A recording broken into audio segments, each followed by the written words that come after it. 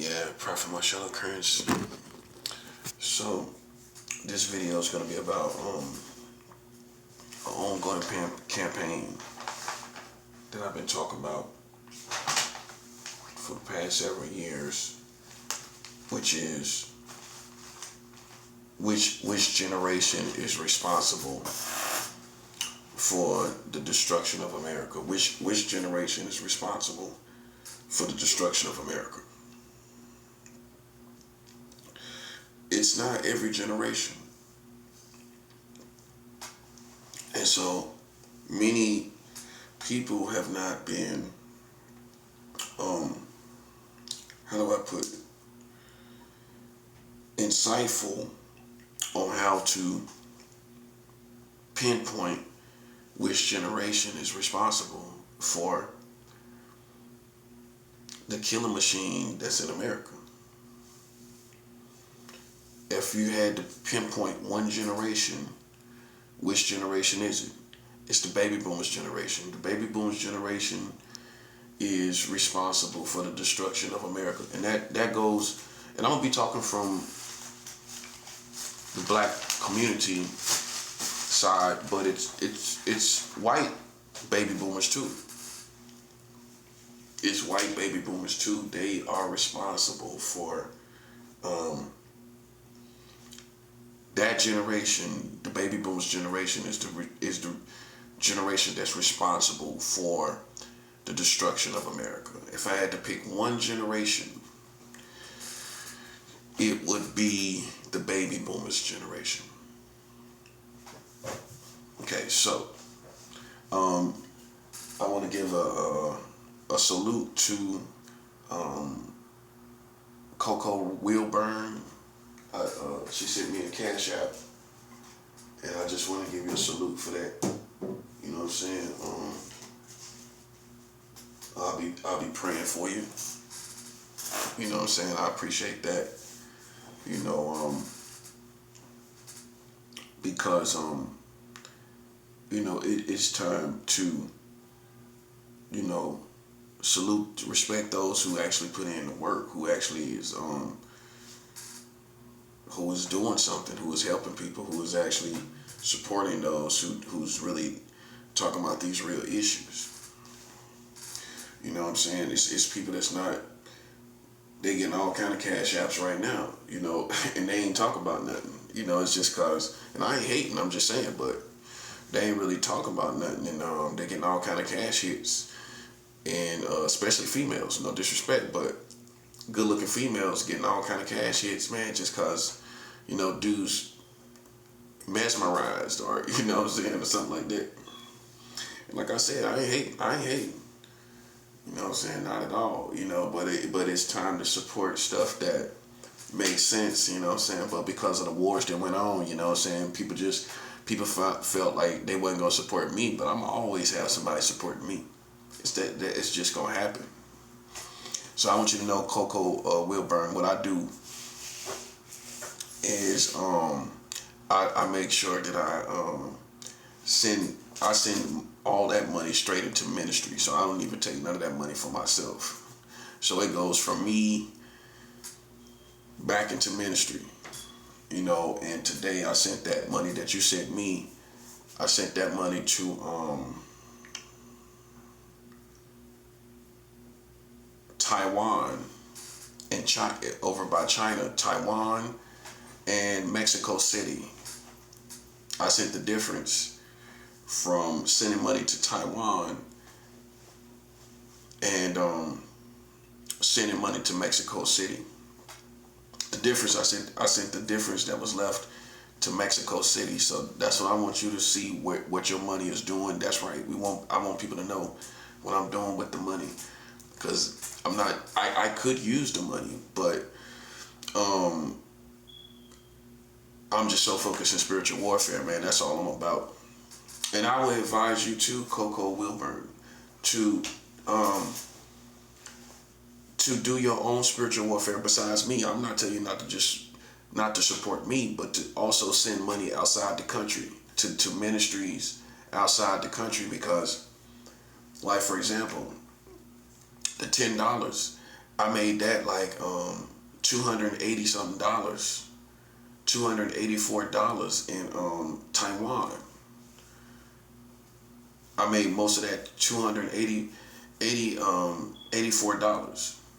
Just $10. I went online and supported a church, and that $10 that you gave me, I made that $284 in Taiwan, because the currency exchange makes it 280 something dollars. See, that's how I'm doing it. So you take the USD that we have and we put it into our brothers and sisters around the world, and it makes the seed bigger, which makes the harvest bigger. God is going to give you the harvest based on your works, right? So if the seed is like $200 or better, you're going to get, that's what the harvest going to look like, is as a result of a harvest, a seed that's over 200 something dollars. So with the difference, this shows you how powerful the USD is. And we got to use it to our advantage. The difference of that was like, I had like 86 cents left after I sent that $284 to Taiwan, right? I took 86 cents and sent that to Mexico City, in Mexico, to a church in Mexico City. That was $14. 86 cents in America is $14 down there. So you see what I did? I sent $284 to Taiwan, and I sent $14 to Mexico City with $10. $10, $14 to Mexico City, $284 to Taiwan. Two different places across the world. And so I just want you to know, bless you, Miss Coco. Bless you. You know what I'm saying? Thank you for that. Because it as you can see, I work whatever you give me. So nothing's too small. You know what I'm saying? Nothing. I took 86 cents and sent it to Mexico City. That was $14. So even $1, I can make that basically $15 down to Mexico City. So it's just, that's how I learned to work my spiritual warfare. Like, I call myself the John Michel Basquiat of spiritual warfare. The painter, you know what I'm saying, Basquiat. I'm the spiritual warfare Basquiat, because how I paint is very different and very abstract from how most American Christians fight spiritual warfare and how they look at spiritual warfare. I started going outside the country and putting money outside the country. You know what I'm saying? And and it's working. I've sent $1 million to Colombia. I've sent $4 million to Lebanon, over there in the Middle East before all that stuff happened. I sent $4 million over there. Recently, I sent $16 million.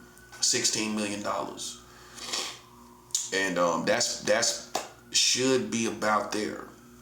And additional to that, I just had money touch down in Vietnam and Egypt. I sent money to Egypt and Vietnam. It should be there this evening, and so it might take maybe a week, 3 days to a week to get to its destination once it's in Egypt. So I done sent money to Egypt. It got there this afternoon. See, I track my mail without the tracking. I don't have no tracking on it. But how I track it is how many days it take to get here and how many days it take to get there. So when it comes to international mail, it lingers in the international mail hub. When you send it to the mailbox, the drop box, it goes to the international mail hub, and it gets sorted for like 3 days. After 3 days, it gets flown to its destination. So, and that, in those cases, it took like about 10 to 15 hours to get the plane to get from America to Egypt and to Vietnam. So that's a good combination. That's what I just sent out. That's just now touched down in Vietnam and Egypt today, as of this evening. You know what I'm saying? Around 5, 6ish this evening. So What I'm doing. That's the progress. That's what I'm doing, man. Just so you know, I just want you to know, Miss Coco Wilburn, that's what I'm doing with my money. You know what I'm saying? I'm taking this money and making it work in spiritual warfare for God's people. You know what I'm saying? And I'm always fasting. Like right now, I'm on a fast. I'm on a supernatural fast. You know what I'm saying? So as you gave into me, God's gonna bless you. You're gonna see it. You're gonna see the blessing. You're gonna see your help through the gang stalking and everything, and anything that's going on. You're gonna see when you sow into my life, because I'm putting it right back into ministry. That's what I'm doing. I'm putting it right back into ministry. So blessings to you once again. I definitely appreciate that from the bottom of my heart. I appreciate that because I was expecting money today from another source, but it didn't come. So it was just like God used you to fill that void that I was looking for today. You know what I'm saying? So, but you know, I'm always trying to get this money out there. You know what I'm saying? Because that's how we gonna win this war. You know, we're using the offering as spiritual warfare, and I can show you that in the Bible. So as you gave unto me, Miss Coco, you're gonna see spirits push back in your life. You're gonna see things work out in your favor. You're gonna see God do things in your life. You know what I'm saying? You're gonna be excited because I'm excited. Every time I give, it's something happens. It's like you can't outgive God. You know, anytime you give, something else is gonna happen.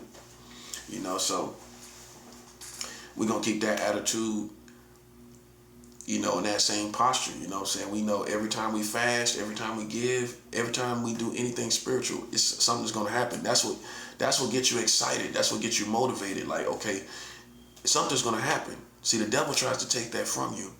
Something's gonna happen every time you fast, every time you give an offering. Something's gonna happen. Every time. Every time. And we just got our head screwed on straight, where we understand the harvest is going to be the defeat of our enemies in America. I mean, so some Christians that's religious, because even non-denominational churches have become religious. We got to make sure that we got our head on straight, where we realize America is now the enemy, right?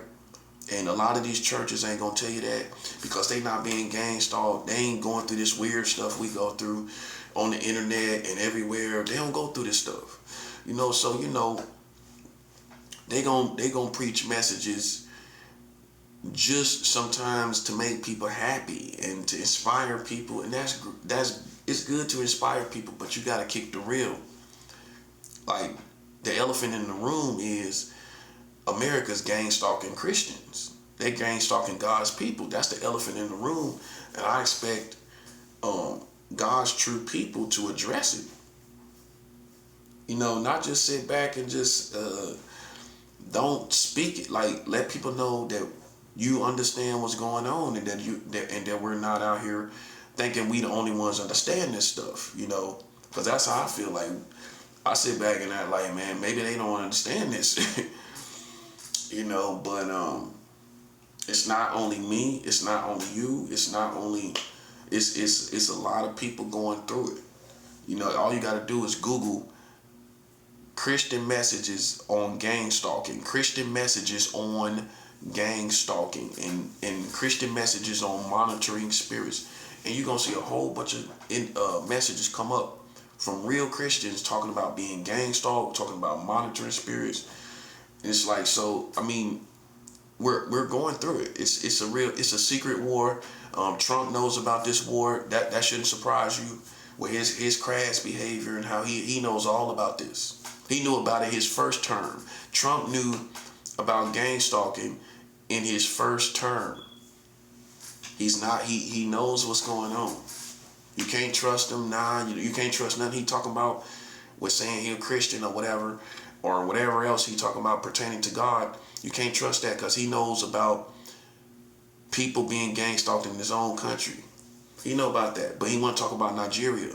See, he bitter at me because I'm the one talking about child marriage laws in America, and he can't address it. He not man enough to address it.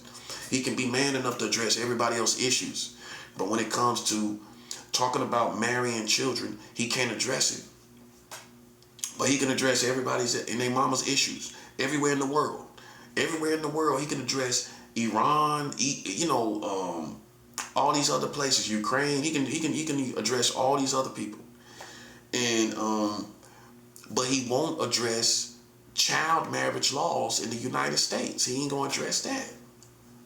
So that's the conversation that I have for him that he can't have, and that's why he don't like me. That's why they don't like me. That's why the white Americans don't like me, because I exposed the fact that they marry children in America, and I'm the only one that, and you can't find nobody else. Jay-Z didn't talk about it. Beyonce ain't talked about it. I'm just talking about the top.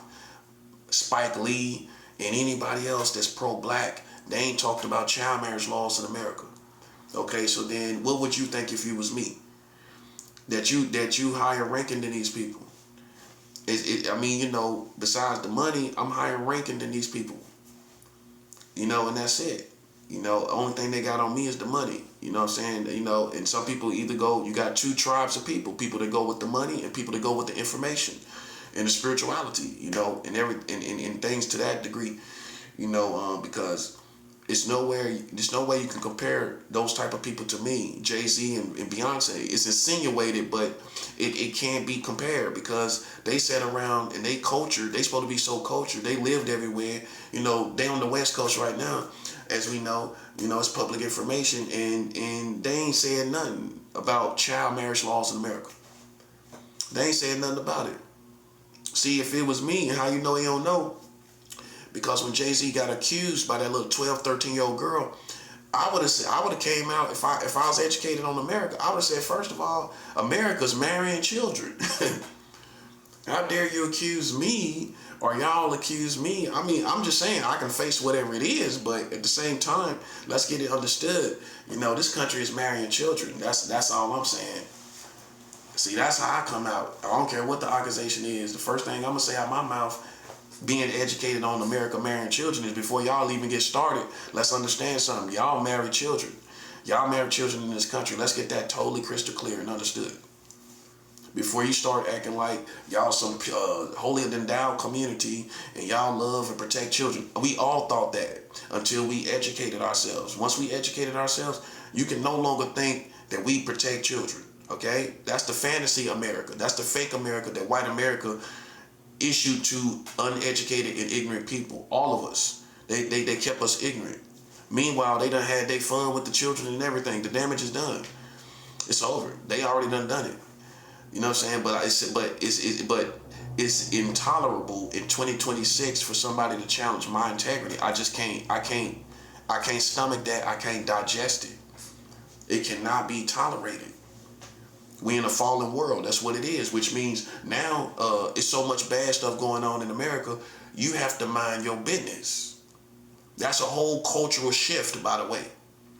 That is so much going on that you can't even come out here on nobody. You can't even stand up on nobody. You gotta shift culturally as a whole community and mind your own business, because we in a fallen world. We what can we do? If you know they marrying children, how I'm gonna come out against you? You feel me? I can't do nothing.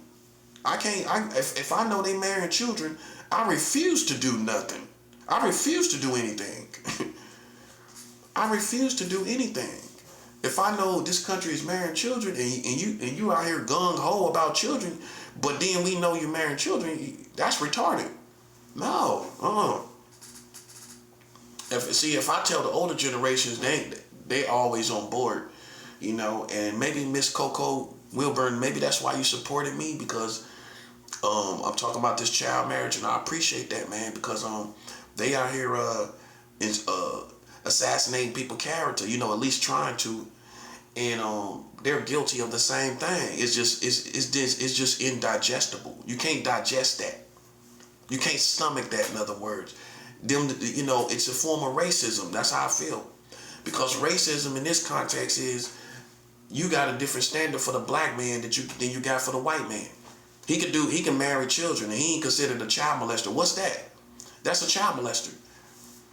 If you marrying children, but if a black man even got an accusation, he becomes a whole full blown inflated monster, like a Macy's parade, like a Macy's parade balloon. Like they blow you up like this big old monster floating around New York City. You know what I'm saying? But at the same time, man, they simultaneously they marrying children. You know, so I don't take them seriously. Talking about pedophiles in the world that we live in this country, and they marrying children. You know what I'm saying? So you got the have and the have-nots. You got the educated and the ignorant. You know what I'm saying? It's on the same level. You know, you're barren and poor intellectually. You know what I'm saying? You got the have and the have-nots. I'm the haves. You know what I'm saying? Because I know these people marrying children. And therefore, I'm not letting Brooklyn stand up on me. Any borough, ain't no borough of New York can stand up on me. I don't care what you're talking about, because I'm gonna take you back to your history when New York was marrying children themselves. So then you see what the prophet's rank is realized. I'm above these people. You see why I feel this way, right? That's what I'm saying. I could see if I just said it, and I ain't had no credibility. I ain't had nothing to, draw from. But you see why I'm saying this. They can make all this music, they can make all this entertainment, they can do all this stuff, but they marrying children. But then they stand up on me talking about a pedophile. How would you feel knowing New York got a whole history of marrying children? Oh yeah, New York was its laws. You can go look up the history and Google it. New York was marrying children all through the 80s, the 90s, and everything. Through the whole 1990s, the 1980s, the 1970s. The 1960s, all that good time. They was marrying children in New York. The whole state. The whole state. So then how they gonna stand up? See, the prophet just put you in the real world. And when you sit and meditate on the real world, now that you got it, you realize we ain't never have a chance to stand up on nobody talking about a child molester. How? When you're marrying children, how you got a chance to stand up on somebody? In the real world we live in. That's all I'm saying. That's all I'm saying. See, it's so, this is the biggest bombshell in the 21st century. Epstein files ain't got nothing on this. Marrying children in America. That's the biggest bombshell. They trying to downgrade it. See, that's the Jedi mind trick is they gonna make it seem like it's nothing. They gonna trivialize it, is the proper term.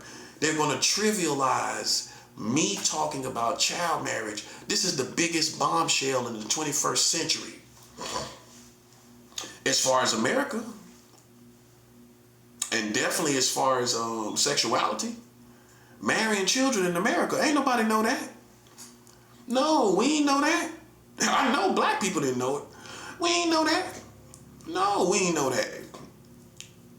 No, sir. Right here in New York, marrying children. That's what they used to. That's what they used to do. Okay? From 2011 to 2019, they got New York State alone had 385,496 cases of child marriage active right here in the state of New York alone. That's from 2011 to 2019. Okay? That's in New York alone. Almost 500,000 kids. 385,000 is almost 500,000. Do the math. 115,000 more will be 500,000. Okay? 115,000 more will be 500,000. Less than that. It's actually more like 114,000 and some change. And it would have been 500,000 kids in the state of New York that was married in this country. They still married. Even though they got rid of it, those marriages are still active. Over almost 500,000 children married right here in the New York area. So how can the boroughs of New York stand up on a prophet? You can't. You can't. That's real valid information. Those are real numbers. I don't tell you nothing that ain't real.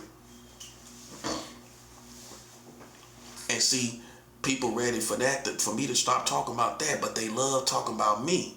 You feel me? That's how we know we dealing with ignorance. They ready for me to stop talking. You see what I'm saying? You see the energy? They ready for me to stop talking about this, but they love talking about me because that's the ignorance of our community. Yeah, okay, yeah. They holding their breath, waiting for me to stop, right? But when it come to me, they sitting around eating chicken, talking about me. They sitting around eating wings, talking about me. They don't get tired of that, do they? But they already exhausted when I'm talking about this. Hey, listen, I'm only 25 minutes into it and they already exhausted, right? That's what I'm telling you, man. That's insult my intelligence, man. Come on, man. Get your weight up, man. Get your weight up. Get your weight up, man. Because if you think, listen, man, if you think the streets can play with a prophet, man, this is how I'm supposed to come out swinging on the streets. The streets ain't no match for no prophet. It ain't even close. That's what I'm trying to show you. No, and that's what you should expect. Ain't no way in the world the streets to whatever that's supposed to consist of, right? Right. How that's supposed to compare to a prophet of God? It don't even supposed to be close, and it's not. Through this information, you see the streets ain't even close. I don't care what street it is. I don't care what street it is. I don't care what street it is. Ain't no street close to me.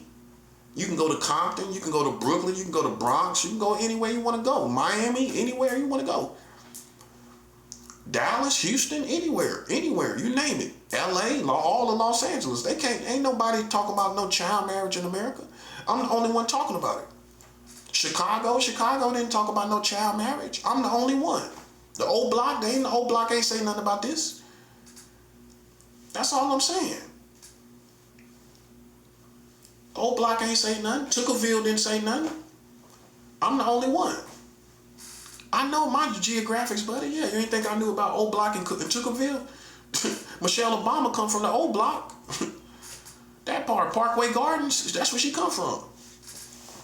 I done sent money down to the old block. A church down there in the old block. I'm gonna get back on that. I'm gonna get back to that later. But I sent money down to Southside Chicago, down there the old block. You know what I'm saying? I'm not playing no games, bro. I sent money to the old block. You know what I'm saying? To a church down there, Parkway Christian Church. Because that's gonna be the strongest soldiers. That's why I do it. And the gang stalkers can't come down there. They ain't gonna come down there to the old block.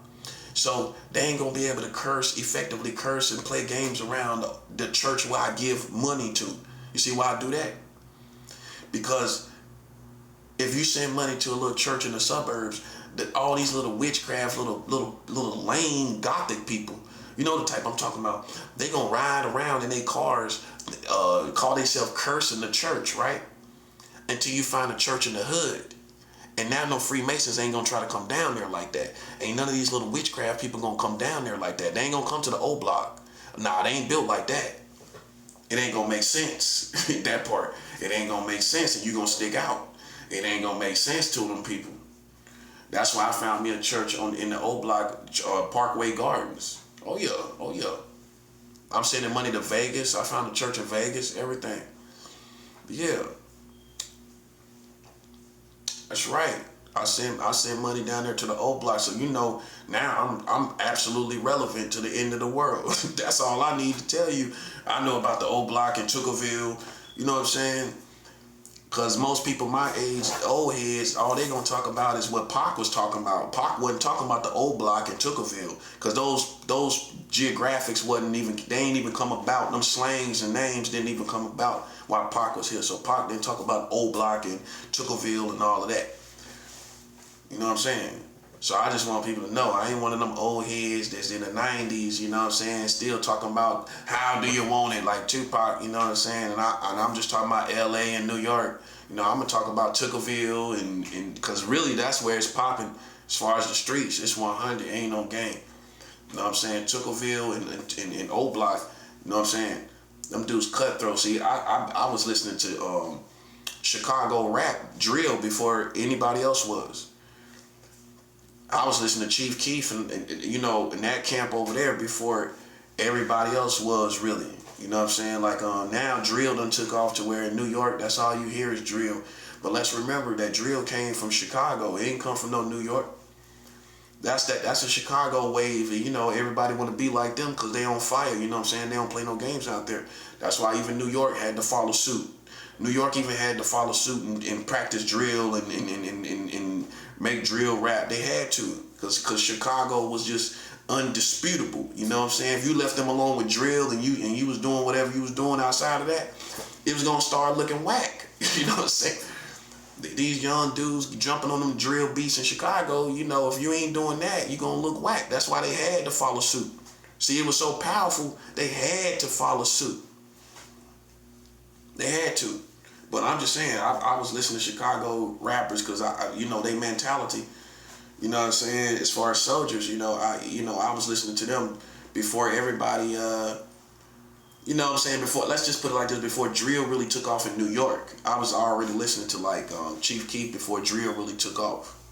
That's the best safe way to put it, far as I go. I was already listening to Chicago rap and everything because of their mentality. You know, soldiers. I'm a man of God and I'm a soldier. You know what I'm saying? And I know the goods when I hear it. You know what I'm saying? Just being a straight up soldier. You know what I'm saying? That's what I'm on. You know what I'm saying? Like and you know all the other additives that people got with it. You know that's not me. You know I'm not in sin, but you know I do believe in real principles, real soldier principles. You know what I mean? And you find the most thoroughbred principles in places like Chicago. You know, it's second to none right now. You can't go there tripping. You can't go to no Chicago on the same stuff they own in New York. You know what I'm saying? It's a whole different ball game. It's a whole, even the white folks, the whole energy, the whole city is just way different than New York combined together, and they city put together. It ain't, you know, it's night and day. The Midwest is still in touch with reality. New York is just spaced out, man. Spaced out. Detroit, cities like Detroit, St. Louis, and Chicago, the Midwest is still in reality. You still find good black people that got their head on right, people that ain't thinking crazy and thinking weird and doing crazy stuff. You got that going on. From what I see, it look like that would still be going on in the Midwest, you know. But everybody else done got on cartoon time, bro. New York is just cartoon time all day. Cartoon time. That's why, you know, if you think I'm one of the people that don't know that it's other cities that's better, it's other cities that's better. Chicago is harder right now than anybody. Anybody. You know, New Orleans, you know, right there with them. You know, New Orleans, Memphis, they ain't playing no games. New Orleans is consistent too. And, you know, LA is always going to be consistent, you know. But, yeah, you know, Jackson, Mississippi, I found a church down there too. Jackson, Mississippi was on, they on fire down there too. I found a church down there. I find the hardest cities, and I find a church where I know they ain't gonna be able to gang stalk. And it's gonna be the toughest Christians that's gonna understand also conspiracy. That's another reason. If I talk to a Christian pastor at that church that I'm sending money to, I sent a little money to down at the old block, right? I already done sent money, right?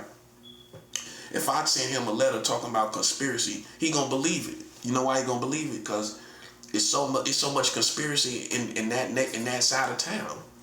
He ain't gonna doubt what I'm saying. See, you need Christians that don't doubt what you talk about when it comes to conspiracy, because all this is that we going through is conspiracy. It might be low level, you know, but it's basically conspiracy. When anybody talking about you or talking behind your back or playing in your face, that's conspiracy. That's what it is. It's actually illegal. It's actually illegal, you know, but it's conspiracy. That's what it is. That's all it is, man. So if you deal with churches that's like in the old block and St. Louis, I done found a church in St. Louis in Grievous Park. St. Louis was the murder capital, right? I think like a couple years ago. So I always check and see who the murder capital. I think it was Jackson, Mississippi, to my surprise, and I think it's New Orleans. It might be New Orleans, or it might still be St. Louis. But it's those cities that got it right now. New Orleans and St. Louis. St. Louis was the murder capital. I mean, from bodies, not mentality. Body count. They had the biggest body count. See, that's what real dudes gonna check on. Yeah, who the murder capital this year? Because it fluctuates every year. If you don't know that, it do. Every year, the murder capital change. You know what I'm saying? Because the cops gonna get it down. They gonna get the crime down. They gonna beat down the hood until they get the crime down, and then it's gonna be somebody else that they can't get a hold of. You know, that where this murder start flaring up. You know, so St. Louis, I sent a little money out there. You know, I did what I could, but I sent money to Grievous Park. Grievous Park is got the biggest homicide rate back in what, 2024. 2024, they had the biggest homicide rate. Grievous Park. So if you ain't from St. Louis, or you're not educated like I am, I'm just educated. I ain't from there, but I'm educated on it. Grievous Park is the hardest. It's probably the hardest neighborhood in St. Louis. So, but I done been through every city traveling, you know, across the country. I done seen all them cities. I done seen St. Louis. I done seen Chicago. You know what I'm saying? See, they ain't gonna tell you that. They ain't gonna tell you because they don't want you to be intimidated. They ain't gonna tell you I've been through all these cities. I've been through Vegas. I've been through Chicago. I've been through St. Louis, Memphis, New Orleans. I've been through New Orleans and all of that. You know what I'm saying? I've been through Miami. I done been technically through Miami. You know what I'm saying? I used to stay in Fort Lauderdale. So you know, I'm sizing myself up like it really is. You know, and, you know, if you listen to these people, you listen to these clowns out here, I'm telling you, they're gonna lead you astray. They want you to be blind though, because they don't want you to be intimidated. See, I'm smart enough to know that. Because once you realize all this, you know, I done been through LA, I lived in Los Angeles, you know, they don't want you to know that. They don't want you to realize, oh, this dude lived in Los Angeles. So whatever you believe about him, it really don't matter. He's a threat. I don't care what people believe about me. I done lived too many places to care. That speaks for itself. If I tell you I lived in LA, Los Angeles, California, you gonna still try me. When I was on the streets of California, you still gonna try me. That's all I'm saying. That's all I'm saying, bro. And I don't try nobody. That's how I survive. You know what I'm saying? I ain't a coward, but I don't go out here trying people though. I don't not in no kind of way. I don't try nobody in no kind of way. So by the time I do check somebody out here in these streets or wherever, people gonna know they deserve it. They know they deserve that. That's why they ain't saying nothing about it. Cause by the time by the time I check somebody, man, you know you deserve it. You know that. Okay, so you know that's how I move. I don't make no mistakes of trying people in like I'm almighty. You know what I'm saying? I don't come out here like that.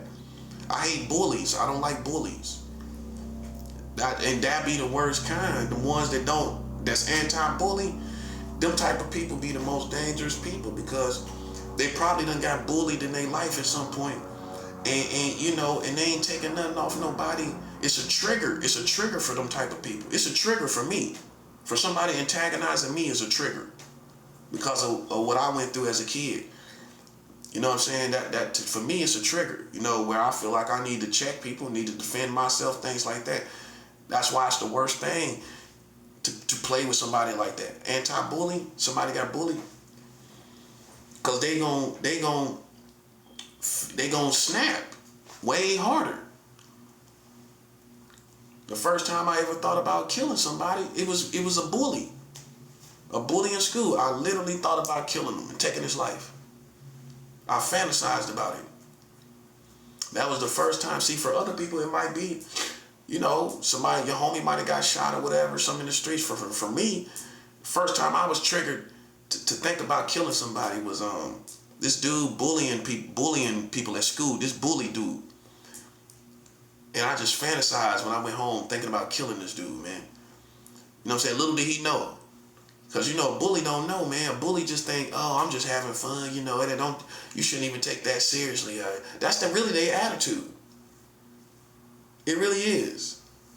Because most of them don't get no attention, you know, and that's how they get their attention. So as you can see, I don't like no kind of energy like that whatsoever. Because that's how I grew up, you know. Everybody got their own story and everybody got real explanations for why they are the way they are. You know what I'm saying? And I feel like you don't have no room to doubt it. If you don't know somebody, you don't have any room to doubt them.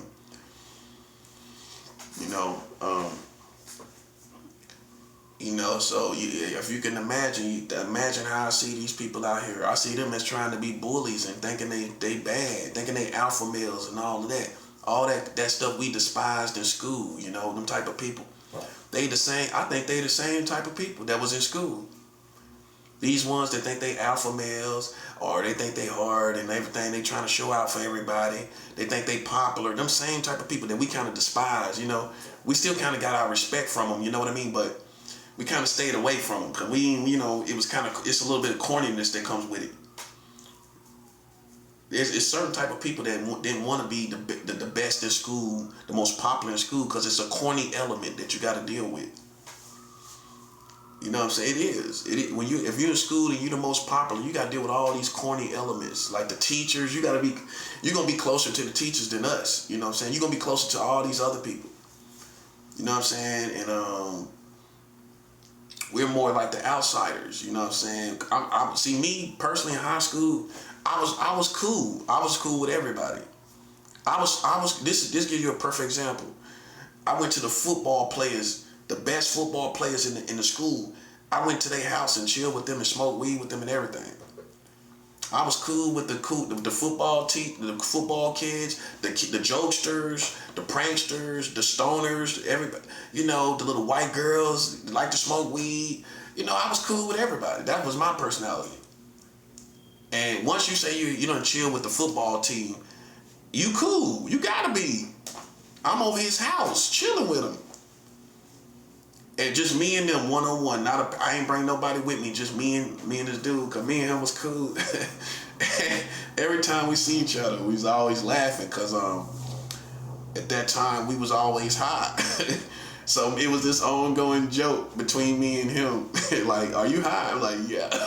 He laughing all the time. I'm laughing all the time. So we kind of had our own little bond. You know what I'm saying? But see, he was with. But a guy like that, he gonna be cool with the bullies. He gonna be cool with everybody. That it ain't his fault. It's what comes with it. But see, he was cool with me on our own. You know what I'm saying? Like I was cool with the football player.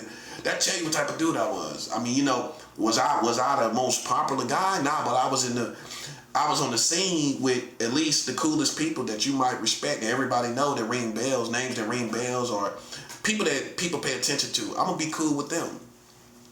I'm gonna be cool with everybody. You know what I'm saying? But all these bullies and everything, I think it's corny to be in that kind of energy. I'm too laid back for that, so I just chill back. You know what I'm saying? Like I ain't pressing nobody, playing around nobody, like trying to put pressure, playing around a person. That's corny to me.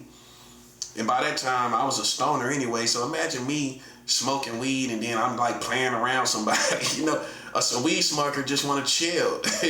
Back then, that would be blowing our high, You got some problems with somebody, that's blowing my whole high. I'm too high to be trying to bully somebody. I was too high to be trying to bully somebody, man. I'm serious. We used to smoke weed on our school bus. That's how ghetto we was. We came from a straight ghetto neighborhood. We were so ghetto, we smoked, no lie. We ain't like halfway light it up and then we lit it up. Burn incense on the school bus. We burning incense, smoking weed, the whole joint. Like hitting it just like it ain't nothing. That's how ghetto my neighborhood was. That tells you what the neighborhood was. We was some bad kids. We'd get on there and smoke weed and we had the woman because she let us do it a year before, right? So when we did it again, she couldn't say nothing because we had her with history that she just let us smoke on the bus for a whole year. She let us smoke on the bus for a whole year. So how you gonna tell us we can't smoke? You see what I'm saying? She couldn't tell us. She couldn't tell us we couldn't smoke. And so yours truly was the one that lit it up on the first day of school. Somebody handed me a joint. Yo, Donnell, they know me. Yo, Donnell, light it up, man. So I lit it up, started smoking it right on the bus. On the first day of school, we high blunted on the bus, bro. Some schools, no matter, I mean, you gotta look at that, because even in some ghetto neighborhoods, you can't go on the bus smoking weed. They gonna pull the bus over. They gonna pull the bus over and call somebody. We was so ghetto, bro. We was smoking on the bus, smoking weed on the bus. It wasn't nothing they could do. It was because we had her. If she said something, we didn't get caught, we didn't get suspended. Never, ever. Because if she said something, all we was gonna say was, well, we've been smoking weed on the bus. First thing they gonna ask you, how long y'all been doing it? We gonna say, oh, well, another year we was doing that. We was smoking weed on the bus another year. She hated us, boy. I remember, I look at her eyes, boy. She hated us. She hated us, man. She hated us, boy. She told us the first day of school, when we got on the bus, y'all ain't gonna be smoking on this bus. She didn't even say happy first day of school or nothing. She said, y'all ain't gonna be smoking on this bus. Ain't nothing she could do. It was already too late. It was too late. Because if she knew we had her, because if she went and said something, then all we gonna do is bring up a whole nother time when we was on the bus, smoking on the bus, cigarettes, weed, everything. Shit, nobody don't say nothing. So, you know, man, that kind of gives you an idea of what type of personality I was when I was a kid. You know, that's why I was not a nerd by any stretch of the imagination. I was smart, but I didn't apply myself to being smart like I could have. Like, I just smoked weed and played video games and played music. I used my intelligence to make music. I didn't get into, which I wish I would have. I didn't get into the subjects and I didn't really focus my intelligence on school as I should have. I just was like most kids in the 90s, you know, smoking weed, partying, and just going through school like that. Till I got kicked out. You know, once I got kicked out, that was it. I didn't go back to school. I didn't go back to high school after that. I went back and got my GED, and that's what I'm proud of. I went back to school and got my GED. It's harder than you think, especially if you waited years and years. You waited years and years, and then you went back. It takes attention, you know. And think about it. Your mind is rusty from not doing any of that kind of. If you know, doing no subjects of school, you ain't been doing none of that. So my mind was just rusty. But I studied the book and I did it myself. I didn't have no teacher. I didn't have nobody really, you know, help me. I just studied that book. I remember getting Domino's pizza. When they had that 5-5-5 deal, I get 3 pizzas, get in there, eat pizza, and study for my GED. I did it all by myself. Aced the test. I got my GED in less than half a year, less than 6 months. I think it was like 3 or 4 months. No more, it wasn't 5. So about 3 or 4 months. Totally aced everything. Yep. See, I wish I would have applied myself to school more. It's nothing to be proud of, because I probably would have went to college. Or community college. I might have would have did that. See, you know, we love our family, but they didn't really tell us that really, if you don't go to school, you're going to be broke. I'm telling you right now, you're going to be broke. And you're going to do mediocre jobs if you don't get no education. If you excel, somebody might give you a grant where you couldn't afford to do it yourself, but if you're an outstanding kid, somebody going to get you through that door. Teachers going to get you through that door.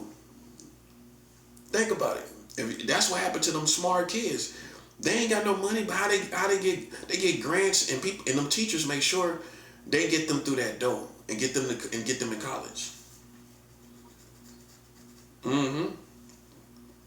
So you can't say money. I mean, if you just apply yourself, the teacher's gonna help you. They're gonna help you get the money. They're gonna help you get grants.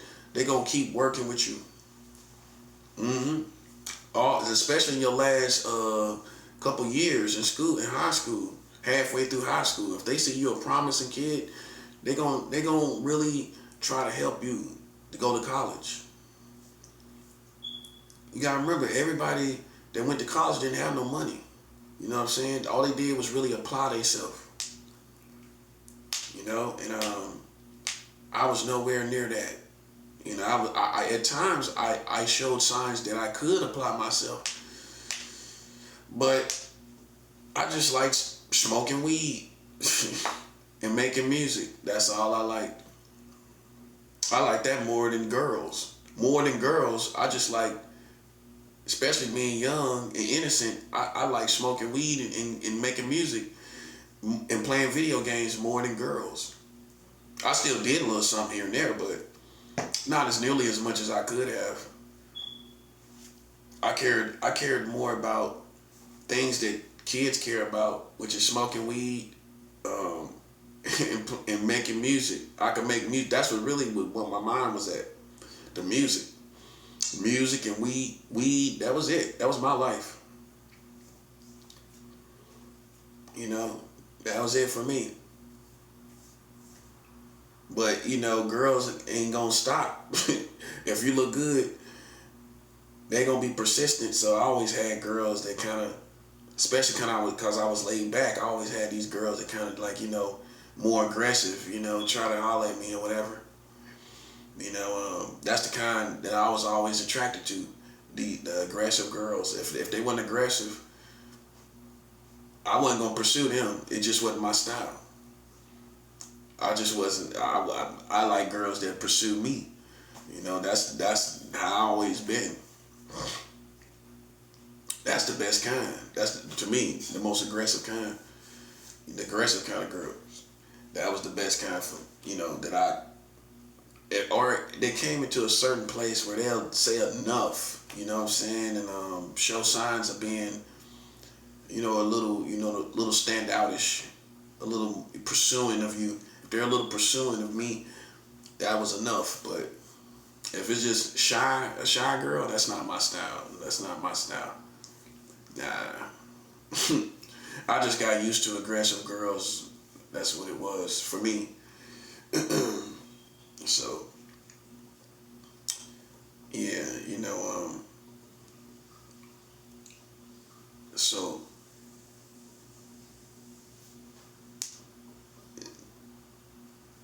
up to date, obviously, it's a whole different world. And it's just so sad, you know, it really is. It really is, man, because I was a teenager in the 90s. So I remember how good it used to feel in the world. This good feeling, this nice, good vibe. I remember all of it. I remember all of it. The wintertime, Christmas. The wintertime was nice too in the 90s. The wintertime,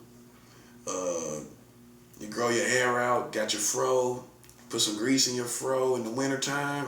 Remember that? Grease, remember that hair food. The grease called hair food. We thought that stuff could grow your hair out. Everybody tried the hair food, right? I think it worked a little bit. You put that hair food in your hair in the wintertime, pick out your fro. You know what I mean? See, I was a teenager when the fro came back. You know what I mean? Like in the 80s, you know, you ain't really had a fro. The fro came back around when Snoop came out. Everybody wanted a fro again. You know, that's what did it. Snoop was the main one that did it. Everybody wanted a fro again. Everybody started growing out a fro. Everybody was growing a fro. Everybody. Just like back in the day, everybody was growing a fro. All my friends, I might have had one friend that didn't grow a fro. Everybody else was always trying to grow out a fro. And then mine just took off. My hair just grew out. I started getting it braided and all of that. See, I was one of them dudes before. Now it's just like everybody got long hair, but I was one of them kids that everybody had the long hair before everybody was really into it. I was one of them people. I was one of them kids. I had the braids, I had the permed hair, all that stuff before people was into it. Then everybody getting it, these days, all the kids, little boys got their hair braided. But back in the day, it was a statement, if your parents didn't even want your hair braided because they didn't want you to look like a street thug. That's how it was in my time. That's how much of a statement it was. You got stigmatized as a street dude if you wore braids, and kids wouldn't understand that now, but that's the only people that was wearing it was street dudes. It was a statement, and because other parents wouldn't let you have it. Nah, I don't want you looking like no street dude, no fro, no braids. So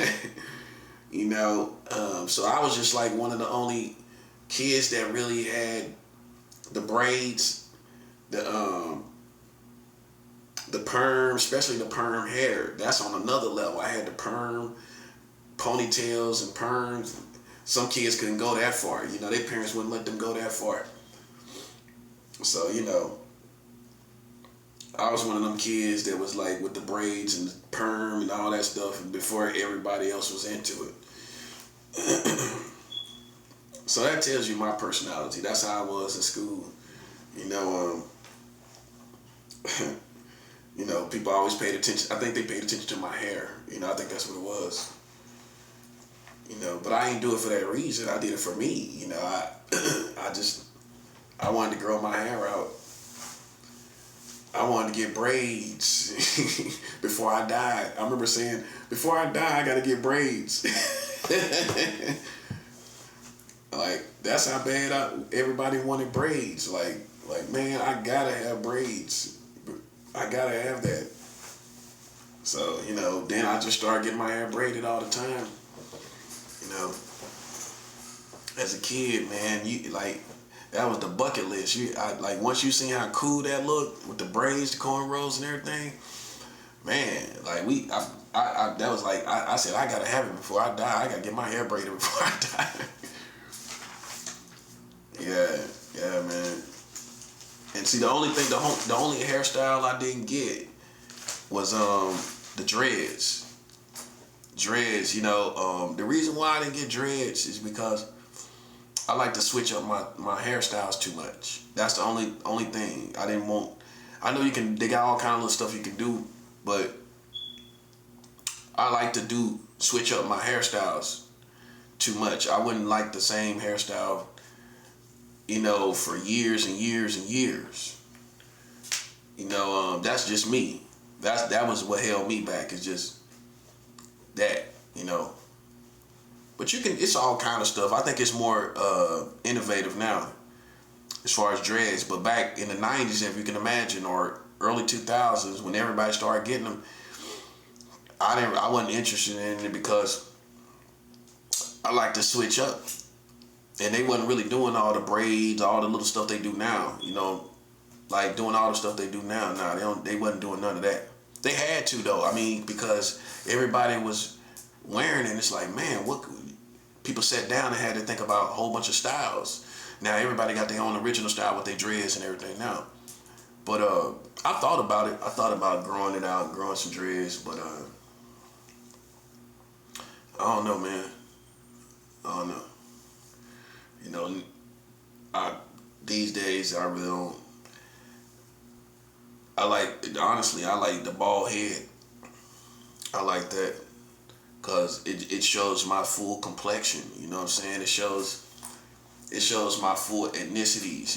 You can tell when I got a bald head. You can tell I'm Latino, black, and you can tell everything about me when I cut my hair. And you see the flesh of my head. You can tell fully who I am. If that makes sense. So I've been enjoying that look because I do celebrate all my ethnicities, man. It's nothing wrong with that. That doesn't mean that I don't want to be any part of me. It means I want to be all of me. I embrace everything that I am, and some people don't do that. Some people embrace certain parts of their ethnicities, and they don't embrace the other parts. But it's the history of this country, and it's the history of the world. All my ethnicities represent the history of the world and how the world was.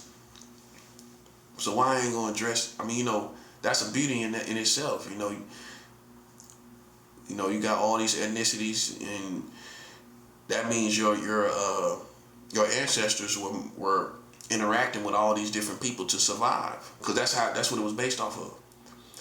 All the bloodlines you got is based off your family migrating to different places, and when they migrated to different places, they interacted with different groups of people, different tribes of people. So that's how we got South American and Filipino. My ancestors was migrating everywhere.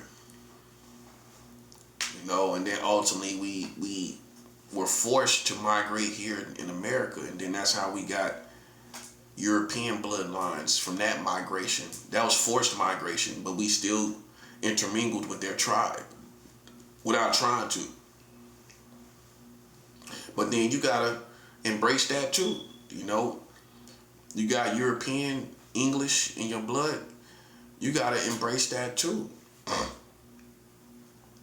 You gotta embrace it, because that's who you are. Even though it's a wicked history of how it happened, but it's who you are. Like, see, I know for sure, like, one of my grandmothers was raped in slavery. See, that's why, like, my mentality might be a little different from yours, because my ancestors was harmed by the Americans. My grandmother was raped. My grandmother told me this information. She was born in 1917, so her parents were born in the 1800s. So that's close enough for them to pass down the information. From the slavery generations, that's close enough to the slavery generations. Her mom born in the 1800s, that means my grandmother, her grandmother, and her great-great-grandmother could have easily received information from the 1800s, from, 2-3 generations gonna go back to the 1700s. 2-3 generations of mothers gonna go back to the 1700s, which you can easily see from that, how my grandmother knew that one of her grandmothers was raped in slavery. Maybe her great-great-great-grandmother.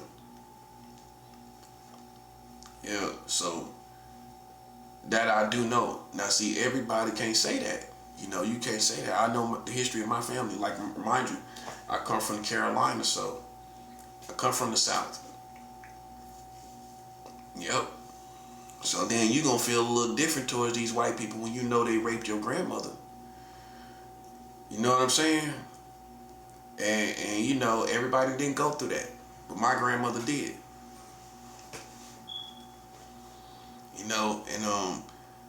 And I'm being transparent. My granddad, he got raped.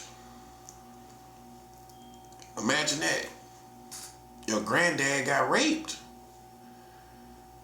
by men.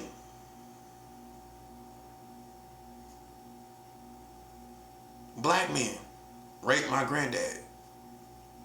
That's how good looking he was. He got raped. Yeah. That's hardcore. It's one thing, and I'm not trivializing it. It's women get raped, and I'm not trivializing that, but a man getting raped, that's a different animal. You know what I'm saying? So, yeah, my mom told me that's the history. So that happened. And my granddad on my dad's side was a killer. He killed somebody. So it's one thing to go to the streets, and it's one thing to have a killer in your blood. You know what I'm saying? And I think I am a lot like my granddad. You know what I'm saying? I think so. But I know how to control it. You know, I know how to control my feelings. But my granddad, he shot somebody. He killed somebody, shot and killed somebody. That's why I didn't get to know him. The reason why I didn't get to know my granddad, the closest one for me to get to know was because he killed somebody. And see, that's the story of my family. You know, yeah. My father, his father was a killer. You know. So it's one thing, that's why it's one thing to find killers on the block. And it's another thing to have a killer in your blood from your ancestors that was at arm's reach, not 10 generations and then you find a killer in your family. No, right there. Like your granddad was a killer. You know, that hit different. That's gonna hit different. You know what I mean? And anybody that's spiritual gonna tell you, or anybody that they gonna tell you, you know, your granddad, your granddad was a killer. That's probably why you don't play no games. You know? Because they gonna look at it like it's generational curses or whatever. Or those spirits still in the bloodline or whatever. But the bottom line is, man, that was my blood. That's my real blood. And see, my dad was the only child from my granddad. The rest of his siblings were from another man, from other men. So my dad was the only child produced by my grandfather. That was a killer. See, that's why my dad is laid back and everything like that. People don't know the whole history. You know, that's why people don't know the whole history, man. That's why I chill on people, man, and I trip off people, man. You know what I'm saying? Cause it hit different when you say you got a killer in your family. You know what I'm saying? That's gonna hit different when you realize your grandfather was a killer. That's like the movies you see, a TV series where you got a strong family, that kind of thing. And then when you go back to the grandfather, you find out he was a killer. And then you got his grandson being strong. I'm out here strong and everything. See what I'm saying? You see what picture I'm painting? Then you go back into my story and you realize my grandfather killed somebody. That's why I didn't get to know him. I don't remember anything about him. I don't know if I was born yet when he killed somebody. I don't know if I was born yet. Or my mom was pregnant, but she was already dating my dad, so because my grandmother was talking to my mom about going to the funeral. So like that's what America need to realize, you know. I have no problem with fighting those who fight me. And maybe that's my grandfather and me, but that's the way it is. I definitely don't have no problem with fighting those who are against me and those who played in my lane and those who, and I'm minding my business. I have absolutely no problem. Because I know that out there is a clown. And that's facts. And everything I'm telling you is facts. Nothing fabricated. How can you, it's self-explanatory. You can't fabricate it. You can't fabricate this. You got, your grandfather, it's one thing for your cousin to be a killer.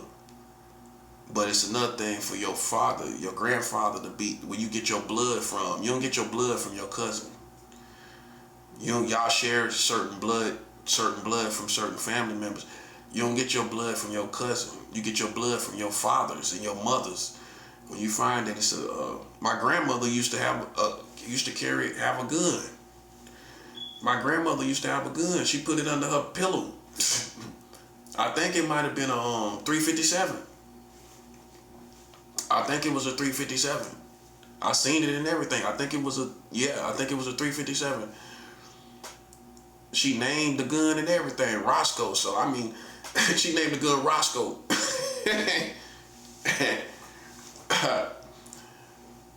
So, you know, it was no games, bro.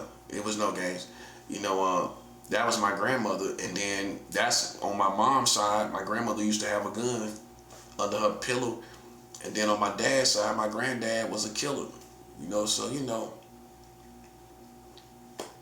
it's not common. It's not every new. Some people got good grandmothers that don't got no guns. They got good grandfathers that just work hard, and that's good. But you know, it's not as common as you think, man. You know, for the Americans to push my buttons is unforgivable. You know what I'm saying? You already know what it is, so you already know you need to square up. There ain't no need to.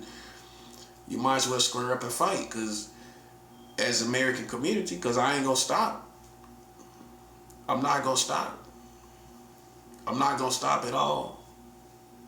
On no circumstance or any circumstance, I'm not gonna stop fighting you. So you might as well square up.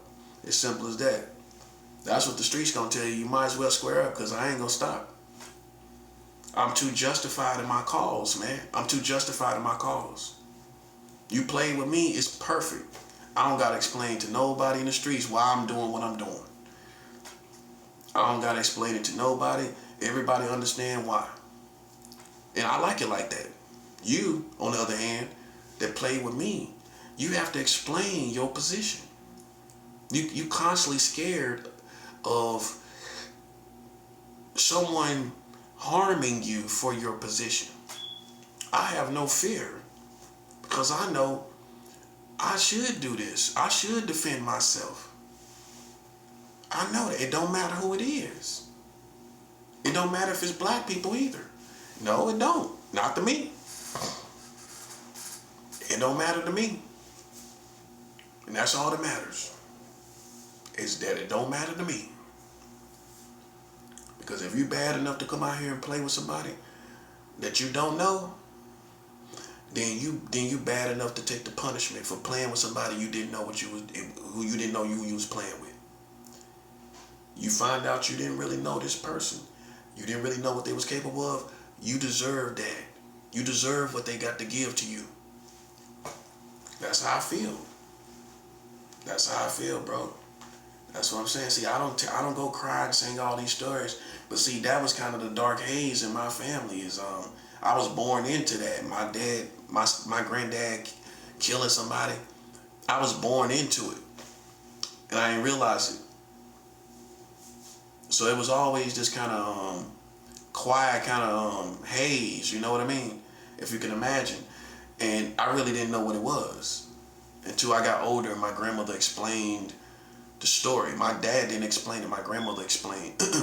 my grandmom explained that, you know, he killed somebody. He had a gun and he loved to clean his gun. That's what she used to say. And he killed somebody. I'm pretty sure he hit the paper. I'm pretty sure all that happened, especially back then. But that's it. That's basically it.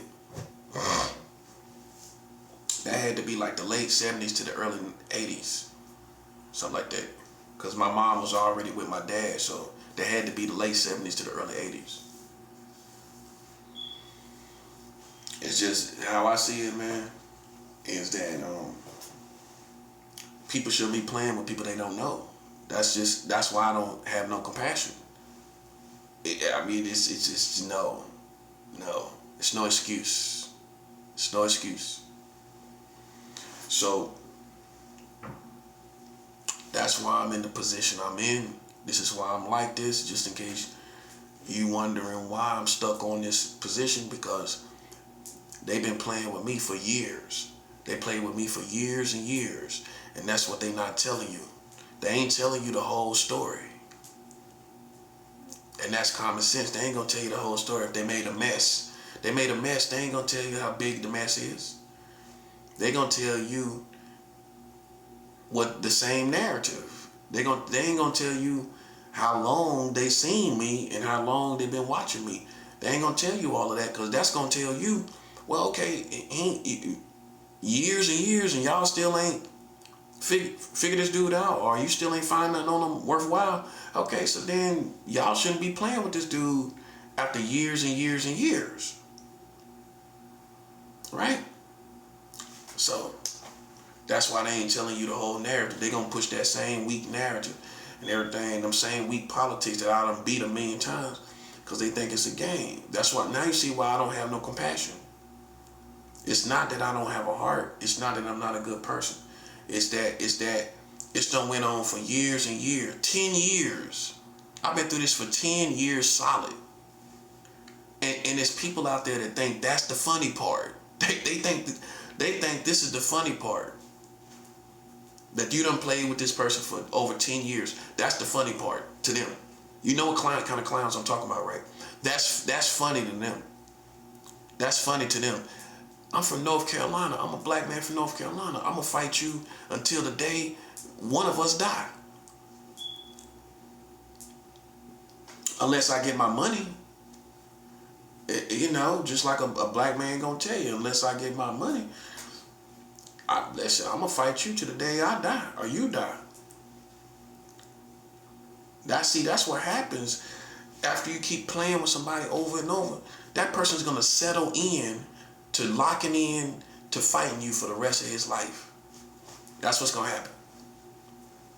That's what's gonna happen, little buddy. That's how you know, man, life ain't no game. You know, while you was a clown playing games, all I was doing is getting angrier and angrier till I just made up my mind that, listen, I'm gonna stay in this position until they die, until the world ends. And that's why I'm like this. It's not gonna be made right. This is not for theatrics. I'm not doing this for a theatrical effect. You know, I'm not doing this as theatrics. I'm not a drama queen. That's not what this is. You know, I'm on one every day. For lack of a better term and wording, I'm on one. I'm on one every day, man. I'm on one all the time. I'm always on one. You know, because when you start playing around somebody's life, and then it dawns on that person, you know what I'm saying, that at minimum you don't have any crimes on this person. All you got is hearsay. In America, that's a death sentence, man. I don't care what you heard. I don't care. I care about the charges. I care about these charges, and if you don't have them, if you don't have no charges, I have a problem with that. I have a major problem with that. And it ain't no way you can clean that up. It's no way you can clean that up. That's all I'm saying. So that's why they gotta come and try to assassinate my character psychologically and little clown stuff when I'm in public. Like, you shouldn't have to do that. If I'm really guilty, then you shouldn't have to do that. Think about what I'm saying. That's what make you not trust that and cut that off. Because if this person was really that type of person, then we wouldn't have to go this far. See that punchline? No, you wouldn't. No, you wouldn't. No, you wouldn't. If a person was a pedophile, you have to do all of this to find it out. You have to do all of this to find it out. No. That's gonna come to the surface. That's gonna come to the surface eventually. Yeah, you ain't gotta do nothing. See, if you were smart, what you would have done was let a person be totally normal. Let them get totally comfortable. And when they're totally comfortable and they don't sense nobody putting pressure on them, they don't feel like they're being investigated, then they're gonna be who they really are. But you didn't have enough patience, or maybe you didn't have enough skill or awareness of this kind of information to just basically wait somebody out. Let them be their normal self. And that's going to tell you the truth. But if you put pressure on anybody, what they gonna do? They gonna clam up. That's stupid. Now that I know you're there, why would I make mistakes? Why would I go out here and make mistakes? Think about it. That's stupid. If you wanted to see who somebody was, then you do nothing. Make sense? You yourself do nothing. You sit back and you let that person be totally who they are, and when you catch them, they can't say nothing about it. You can't say we had nothing to do with it. You can't say we made you mad and you did it for that reason. You can't even, some people might do it for that reason. They might not even be a pedophile. But if I know it's certain type of people that's gangsters that will say, listen, I don't think about children, but they done played so many games, guess what I'm gonna do? I'm gonna go out here, what's the age of consent in this state? Oh, 17? Oh, I'm gonna go out here and have sex with all these 17-year-old girls. Oh, that's their laws, you can do it, right? You got them kind of characters. You got them kind of gangsters. They ain't pedophiles, but guess what? They ain't, listen, see, I'm smart enough to know that. See what I just said? They're not pedophiles. But guess what they gonna do? They gonna go out here and have sex with all these 17-year-old girls in your face, proving to you your standard, using your standard of living, showing you how you contradict yourself and taking advantage of it. It's showing you ain't nothing you can do. You have sex with kids, guess what? Ain't nothing you can do. I'm gonna take advantage of that standard. I'm gonna go over here and have sex with these 17-year-old girls. I'm gonna kiss them all in their face right in front of you. And ain't nothing the police can do about it, ain't nothing the community can do about it. See, it's certain people like that. And they ain't pedophiles. They just snapped and say, you know what? I'm gonna have sex with all these little 17-year-old girls.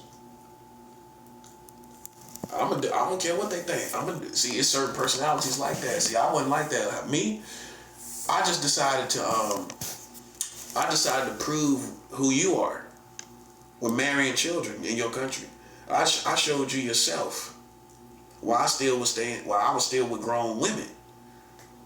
I showed you yourself. So, like I've said in the past, I wouldn't feel bad about anything if you doing the same thing.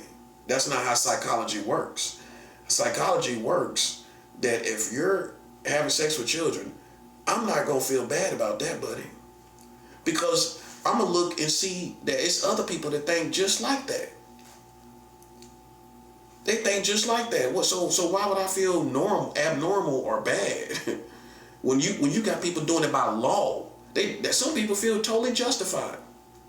Or some people that wasn't even thinking about it might want to try it. Now they're entertaining the thought. Now they're entertaining the thought of being with some little girls. See how bad that is? So, man, that's all I'm saying. I kick it like a grown man. I talk like a grown man. I behave like a grown man. And if people ain't doing that, listen, you obviously are in the wrong place to be, buddy. You're in the wrong place to be. Because I have a no bull crap policy. I have a no bull crap policy that I enforce. And if I know you ain't got no charges on me and you marrying these children, you in a whole bunch of trouble. See, that's how a cowboy do it. A cowboy comes in and shows the liabilities. If you ever watched the Westerns, they talked about the liabilities. Yeah, they done this and they done that. It's gonna be a lot of trouble around here. Oh yeah, just like the old Wild Wild West times. It's gonna be a lot of trouble in America, buddy, because ain't no way in the world these people gonna sit back and know you was marrying children, but you put on this big old show like I'm some Freddy Krueger character or something. Yeah, corny, bruh. Put on this big old show like I'm some Jason or one of these horror film characters. Freddy Krueger is the best example. Like I'm Freddy Krueger or something. Man, that's how you know it's corny white people behind it, bro. But meanwhile, simultaneously, while you playing with me, you marrying children. And that's all we talking about, bro. And that's the checkmate. Every day I gotta show you the checkmate. Because every day, somehow this information dissolves from your brain. I don't know how. You don't wake up the next day realizing the liabilities. Like it's a new day of liabilities. That's how I want you to wake up. I want you to wake up in the morning and realize, oh, it's a new day of liabilities. You don't feel like it's a new day of liabilities. It is. It is, buddy. You married children. It's a new day of liabilities. And listen, you should want to live and die like a man. If you don't face this, you're going to die like a coward. And guess what? You can act like we don't know, but we do. That if you don't acknowledge this, you going to die like a coward. And I don't care who it is out there. If you don't acknowledge this, like you tried to acknowledge what we was doing, and you don't got the same energy that you had towards us, when you hear this information about them marrying children, you are a coward. And that's that, buddy. That's that. You can't come out here talking about no pedophiles, and then when we tell you about y'all marrying children, you know what I'm saying? Then you act like quiet as kept, right?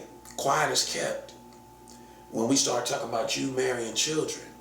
But then if we show any signs of even thinking about a child, you know, even in our mind, they running around. Yeah.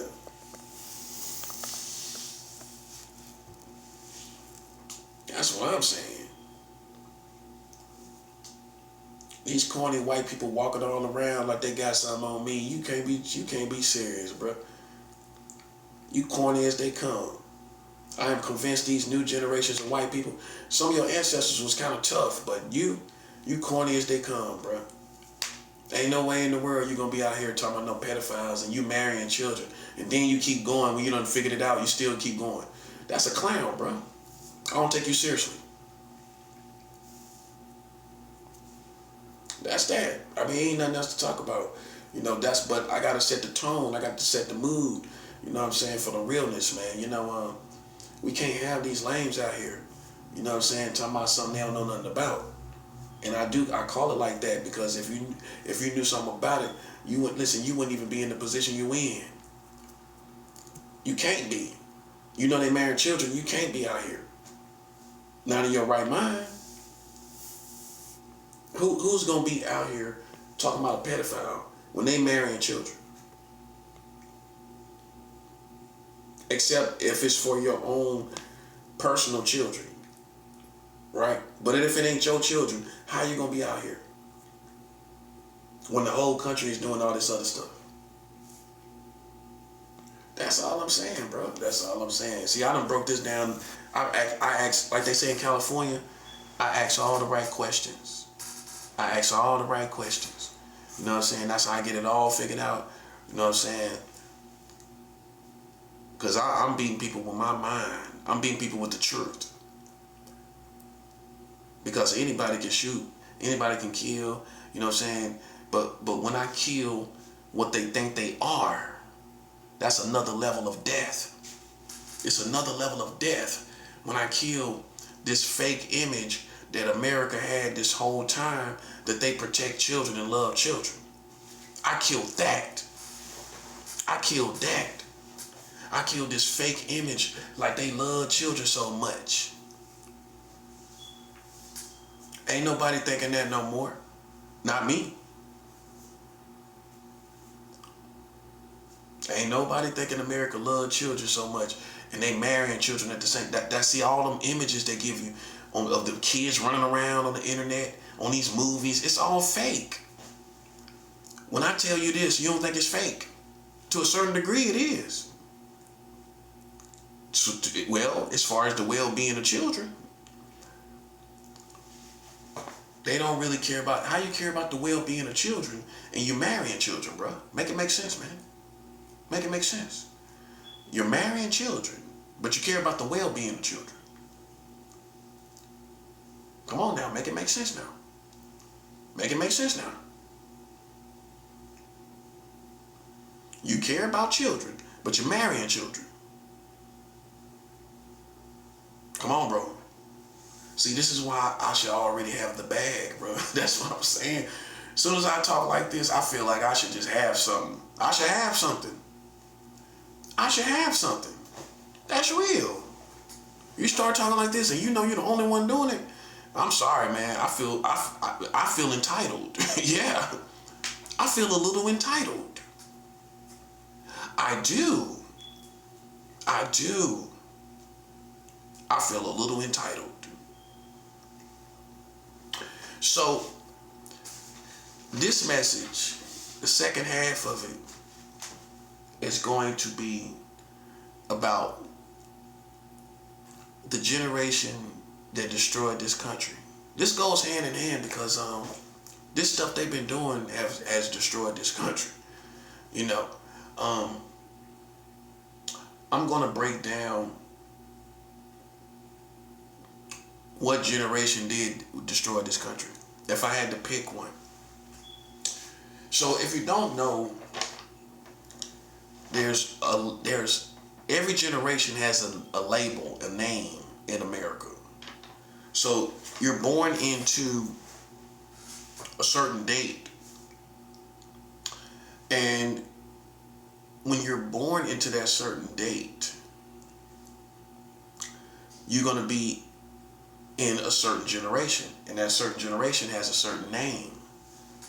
Here in America, they name their generations, and I think they might probably do that in other countries. They have to. That's the best way to keep up with it, or to be able to label it when you talk in the conversations. You know, instead of talking about dates, it's better to talk about a label where it's just without going into the dates and when the people are born. So in America, I'm going to go through, how many generations is this? 1, 2, 3, 4, 5, 6, 7, 8. I'm going to be talking about the present 8 generations of America. There's 8. And each one of these generations have a name. Okay, so I'm going to go through the dates of each generation. And I'm going to go through the dates and the name of each generation because a lot of people don't know this. And we're going to prove that it was a certain generation that destroyed the community. It wasn't just all black people. And because it was certain generations that they ain't have nothing to do with gang banging. They ain't have nothing to do with selling drugs. So how I'm going to say it's all black people when all black people wasn't involved? So then how do we break it down? We break it down by generations. See that? It's generations that shows us who's liable, because it ain't all black people, right? So it's a certain generation, okay? And like I said, it is the baby boomers generation is the generation. You can go if you don't really want to go into the duration of this whole video, you can do your own research on the baby boomers generation, which is from 1946 to 1964. And you can look at history and see all that this generation had, that everybody born in this generation has done to America. In the black community, hands down, the baby boomers generation was the worst.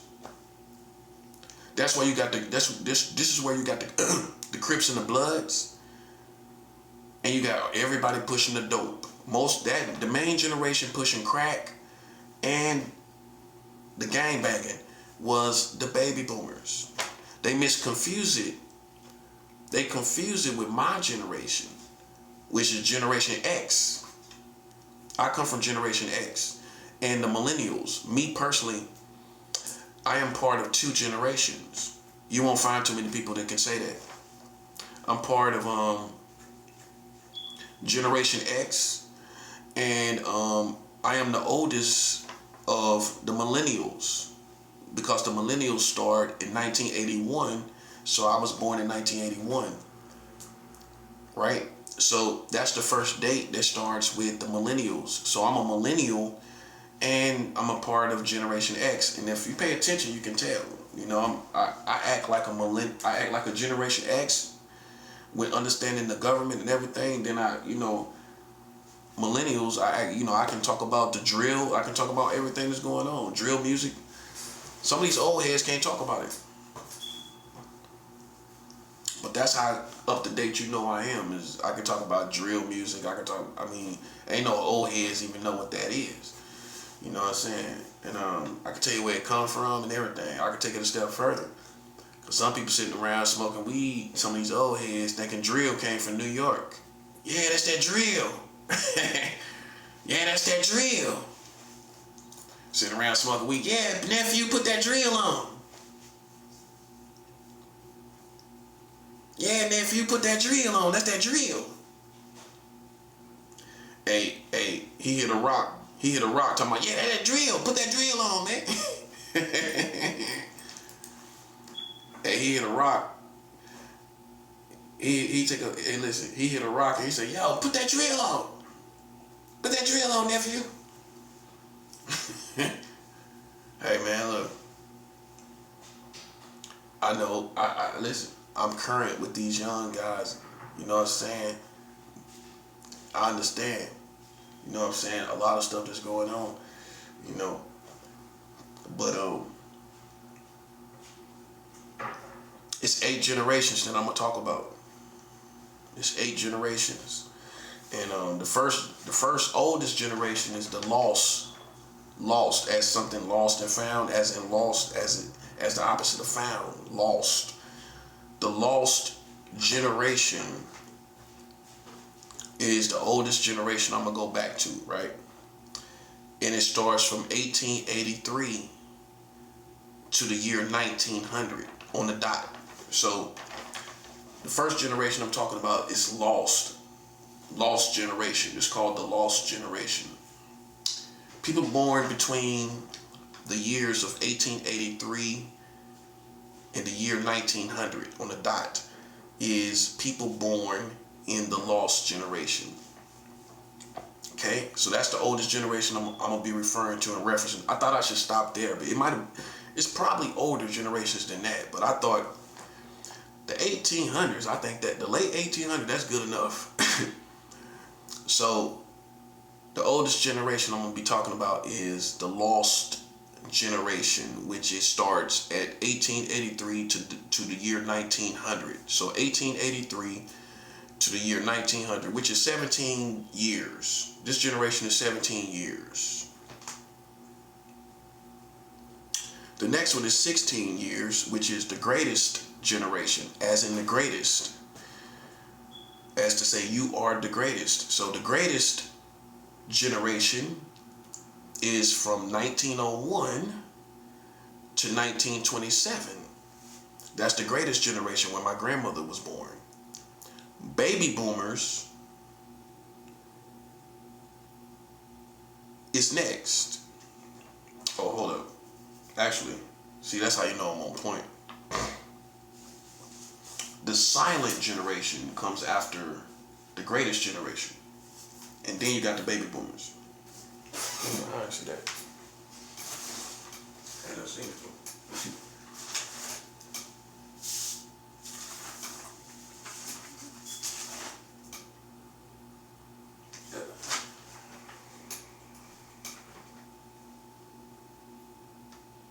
So the silent generation is from 1928 to 1945, right after the greatest generation.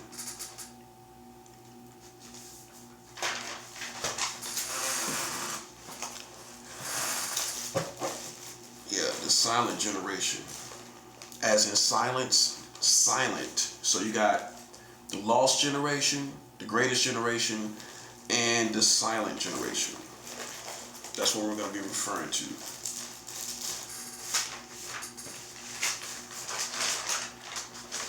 Yeah. Okay, so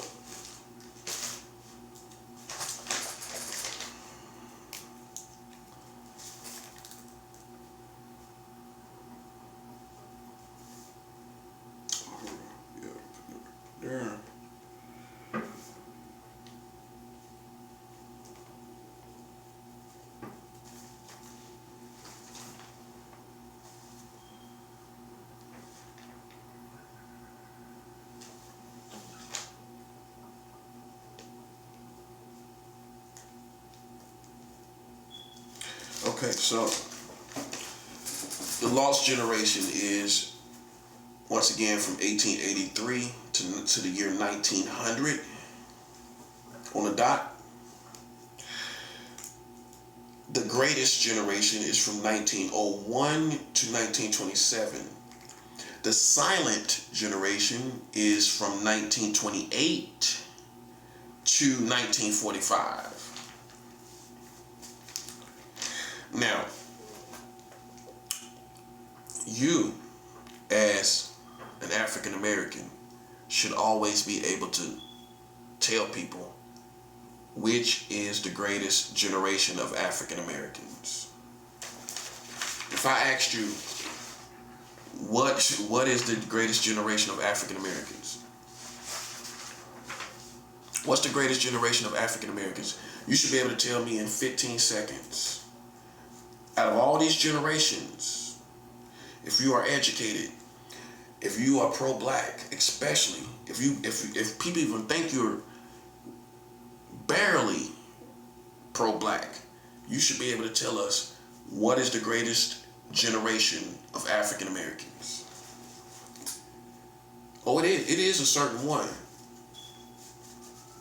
When we look collectively, when we talk about collectively, the greatest generation of African Americans is the silent generation, born between 1928 and 1945. That's going to be the oldest, the best, greatest generation of African Americans. Nobody beat them. Nobody's better than them. Nobody's greater than them.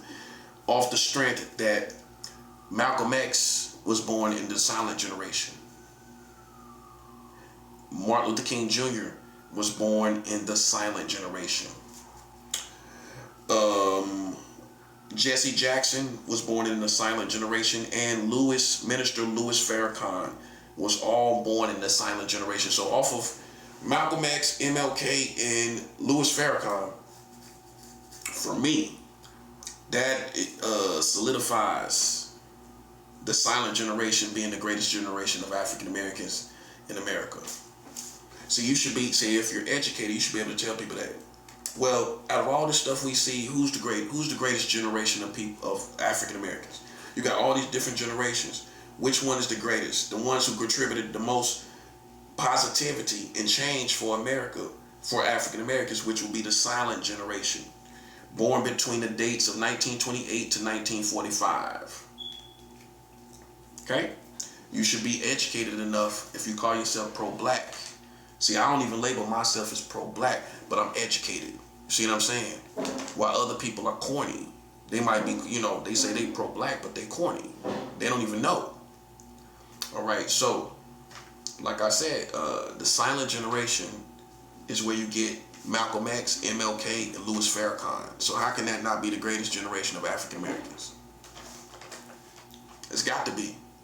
Based on Malcolm X, Louis Farrakhan, and MLK. Those three right there, off the strength of them, that's the greatest generation. That's the greatest generation. Okay, so next is the baby boomers, which was born between 1946 and 1964. Generation X, my generation, is between the years of 1965 and 1984. The millennials generation is between the year 1981, which is my birthday year, and 1995. Generation Z is between the years of 1996 and 2010. Generation Alpha are people born between the years of 2011 and 2025. Generation Beta is children born between this year, 2025 and 2039. So the present generation of children that's born is now Generation Beta. That's the present generation. So all children born now is born into what we call Generation Beta. BETA, Beta, right? Before that, last year, a generation stopped. So now you got a new generation this year, which is Generation Beta. Okay? Generation Beta is going to be all the children born all the way up into the next 13 years. It's going to last 13 years. And that's all the children born between, you could say 14. They put 2025, but that's when Generation Alpha ended. But so to me, that's really 2026, really. I mean, that's how I see it. Well, it can't be both, can it? But Generation Beta is 2026 to 2039. And that's basically 13 years. Every generation ain't the same amount of years. So that's the present. Anybody having kids now is going to be Generation Beta in America. Now, when it comes to the baby boomers, President Bill Clinton is a baby boomer. Donald Trump is a baby boomer. Barack Obama is a baby boomer, and Al Sharpton is a baby boomer. Edgar Hoover, who was after Martin Luther King Jr., was from the lost generation, which was the first generation born between the years 1883 and the year 1900. If you don't know about Edgar Hoover, he was a Freemason that chased Martin Luther King Jr. around. He basically was he was basically the origins of gang stalking. Edgar Hoover was the head of the FBI when Martin Luther King Jr. was alive and in his prime doing his messages. So Edgar Hoover followed Martin Luther King Jr. around. He followed him around and basically gang stalked him. The Italian Mafia also gang stalked Martin Luther King Jr. They did the footwork to follow Martin Luther King Jr. around. So between Edgar Hoover, who was sending tapes to Martin Luther King Jr.'s wife, and the Italian Mafia working for the government, the Americans, to watch Martin Luther King Jr., that was the origins of gang stalking. Edgar Hoover and the mob, the Italian Mafia. So for all black people who celebrate the Italian Mafia, which I don't have as much respect for them after this information, realize what you celebrate. You celebrate the Italian Mafia, that the same organization that gang stalked Martin Luther King Jr. Just remember that. For these rappers and up and coming rappers that like to name yourselves these Italian Mafia names, just remember that gang stalked Martin Luther King Jr. See what's going on? It's been going on all along. Martin Luther King Jr. was the first one that got gang stalked. Edgar Hoover. Edgar Hoover was the one that was sending the tapes of him having sex with other women to Martin Luther King Jr.'s wife. He was sending the tapes to his wife. Which, if I was her lawyer or Martin Luther King Jr.'s lawyer, I would have sued Hoover.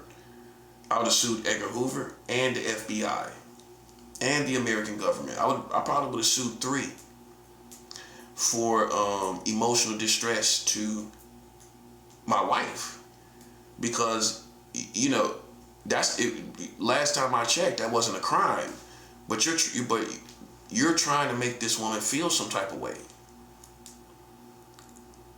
which she could have killed herself.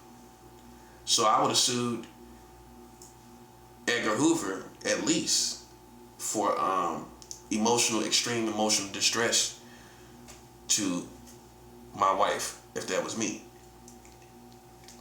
She could have killed herself. Think about it. He gave her them tapes, and she know her husband's voice. You know she knows her husband's voice. She hears her husband's voice being intimate with another woman. She could have, in being famous as he is, she don't know how far now. The fact that somebody else sent her these tapes, other people know about it. She could have wanted to die. She could have wanted to kill herself for that. See, that's how it should have been put. Why people think it's a game.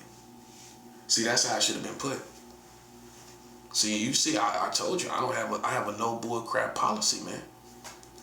For the people that's gang stalking, we would charge them with, they don't think they got a charge. You want me to tell you what the charge is for gang stalking? Extreme national defamation of character.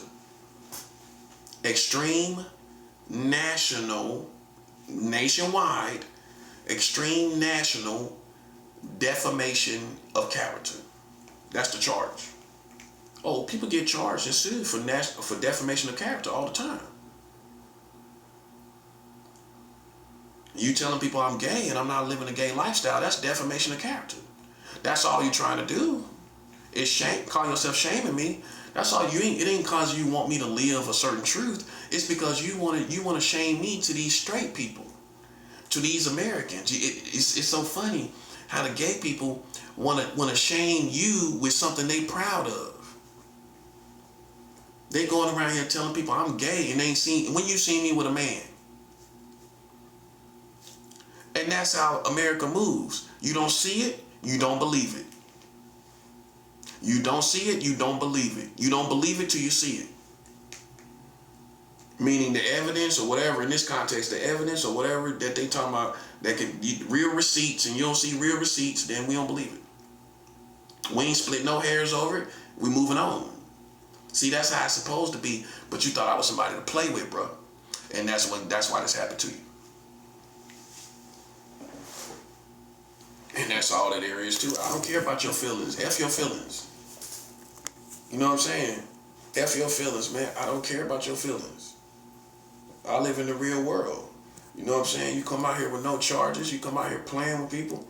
You know what I'm saying? And I don't know what kind of clown you think I am. I don't know what you think I got going on over here. But that's death. That's death to anybody that do that. I don't care if it's about 1 million children. I don't care. I don't care what it's about. Okay? I don't care. I know you're being ghetto. I know that's really what it is. See, white people don't know that. I do. I know that you're being ghetto, and this is a form of entertainment for you. At my expense. Right? And that's why God is on your head. That's all it is. Listen, he ain't gonna get off your head either.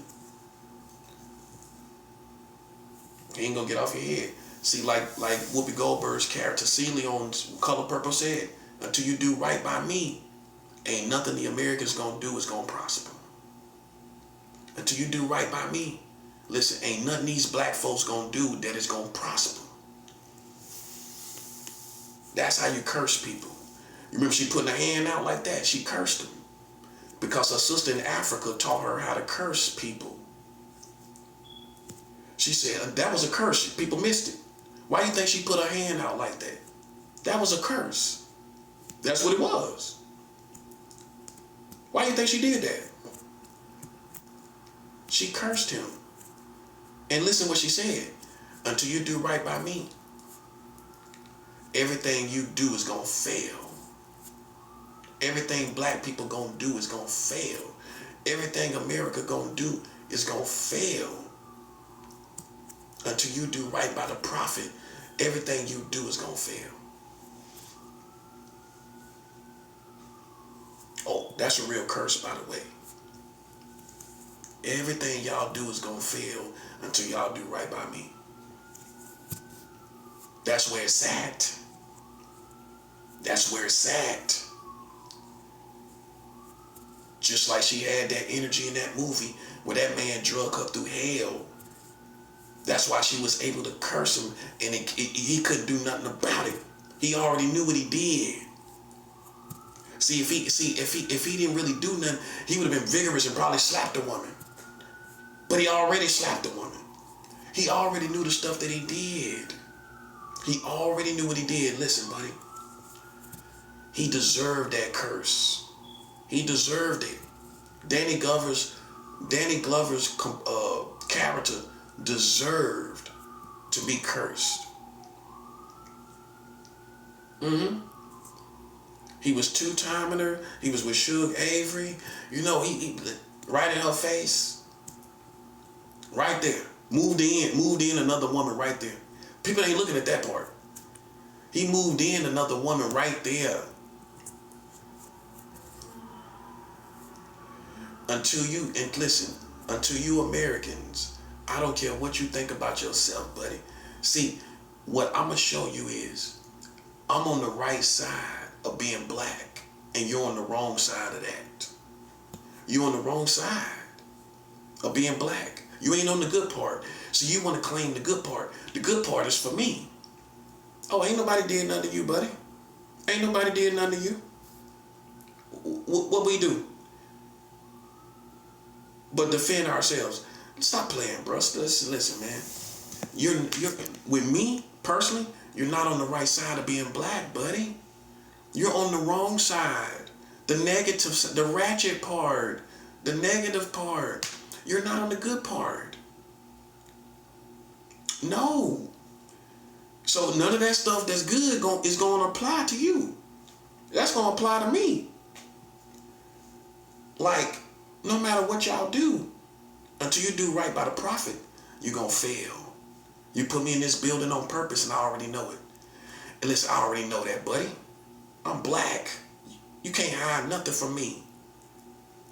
You put me in this building on purpose. You put me around these people on purpose.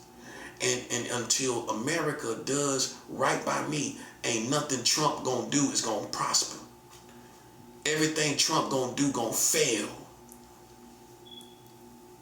Everything Donald Trump is gonna do is gonna fail.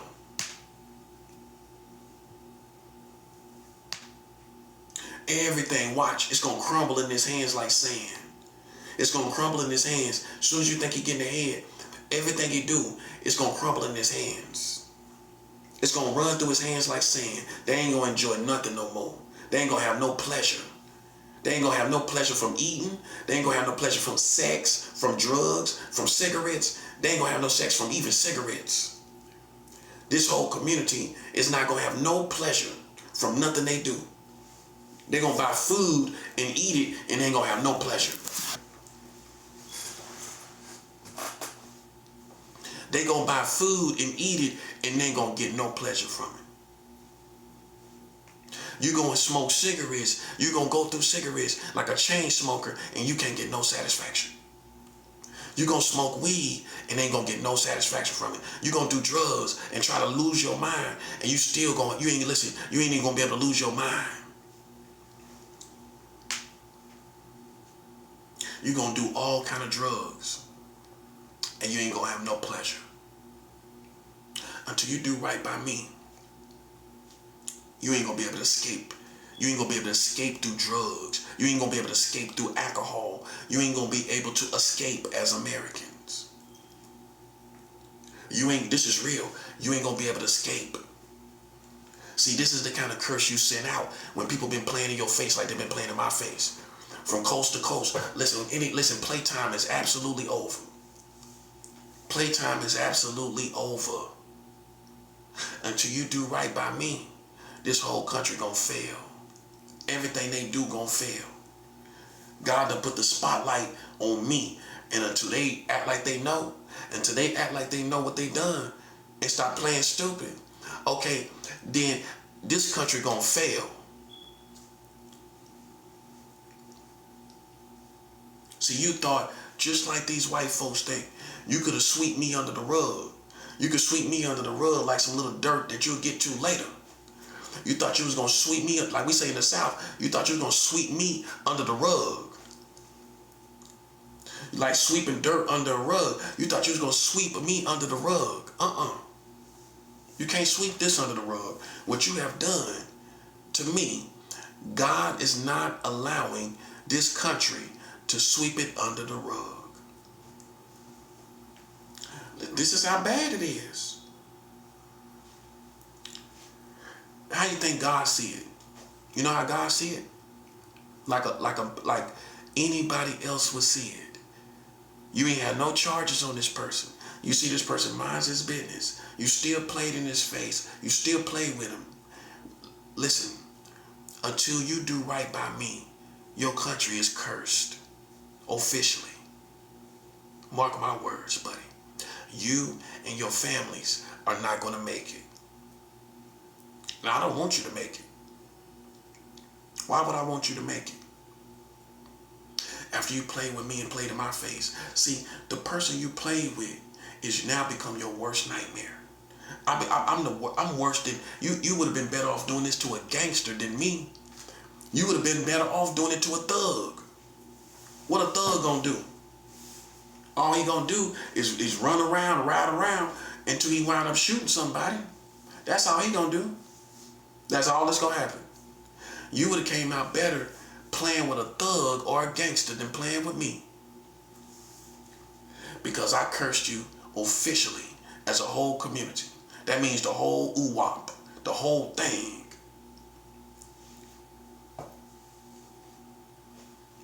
Okay? And listen, that's one thing you don't doubt is a black man's spirituality, buddy. You should have knew better. You should have knew better than to play with a black man from North Carolina, knowing we can curse you, knowing we know about spirituality. I grew up knowing about putting roots on people. That's why I ain't scared of it. That's why you can't spook me with no witchcraft.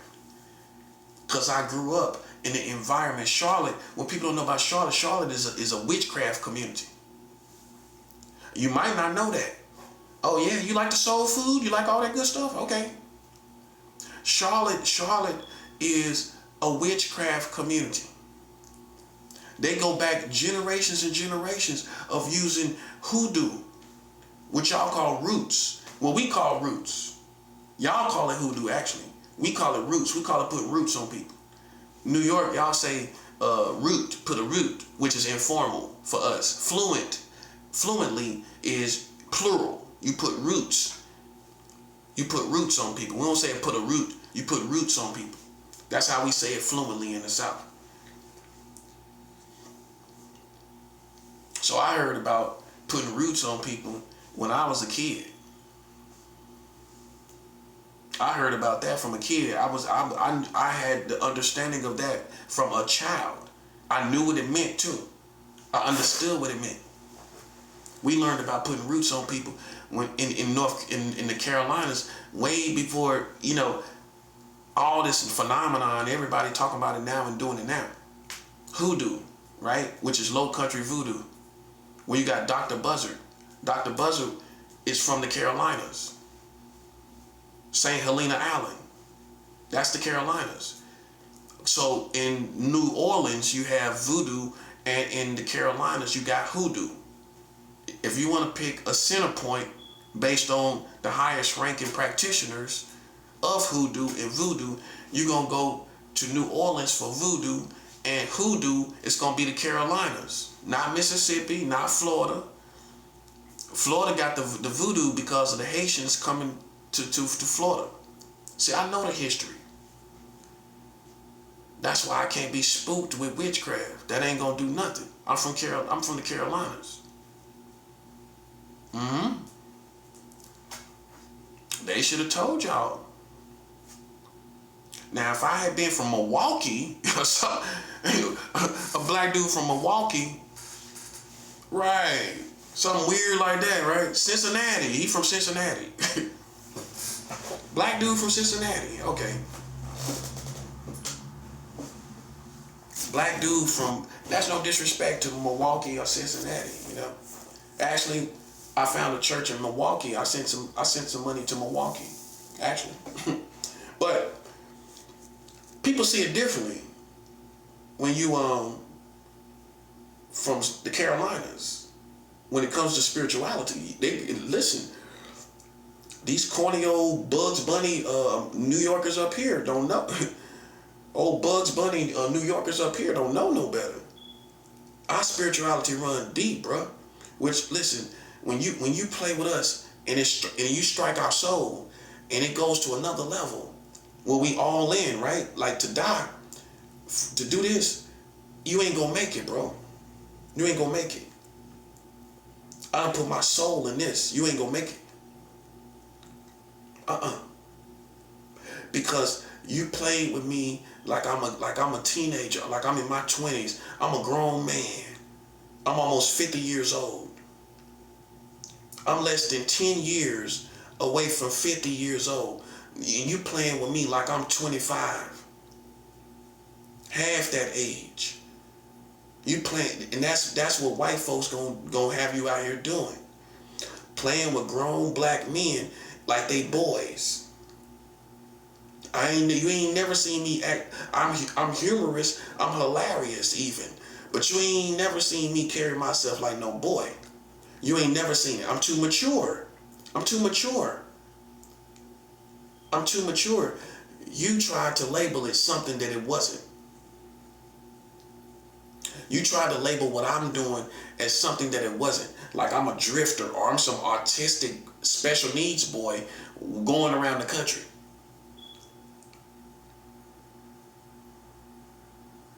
Retarded. Not me. You. I lived in Los Angeles. I've lived in Seattle. I've lived in Tampa, Florida. Those are the main places I lived. In various other places in California. On the streets.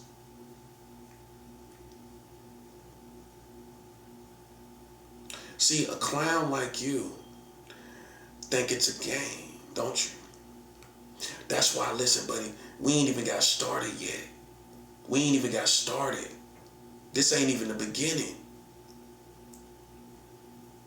I feel no compassion. I have no compassion. I'm worse than a witch right now. Playing with a prophet is worse than playing with a witch. And when I say I'm worse than a witch, that means as far as the repercussions. Real repercussions.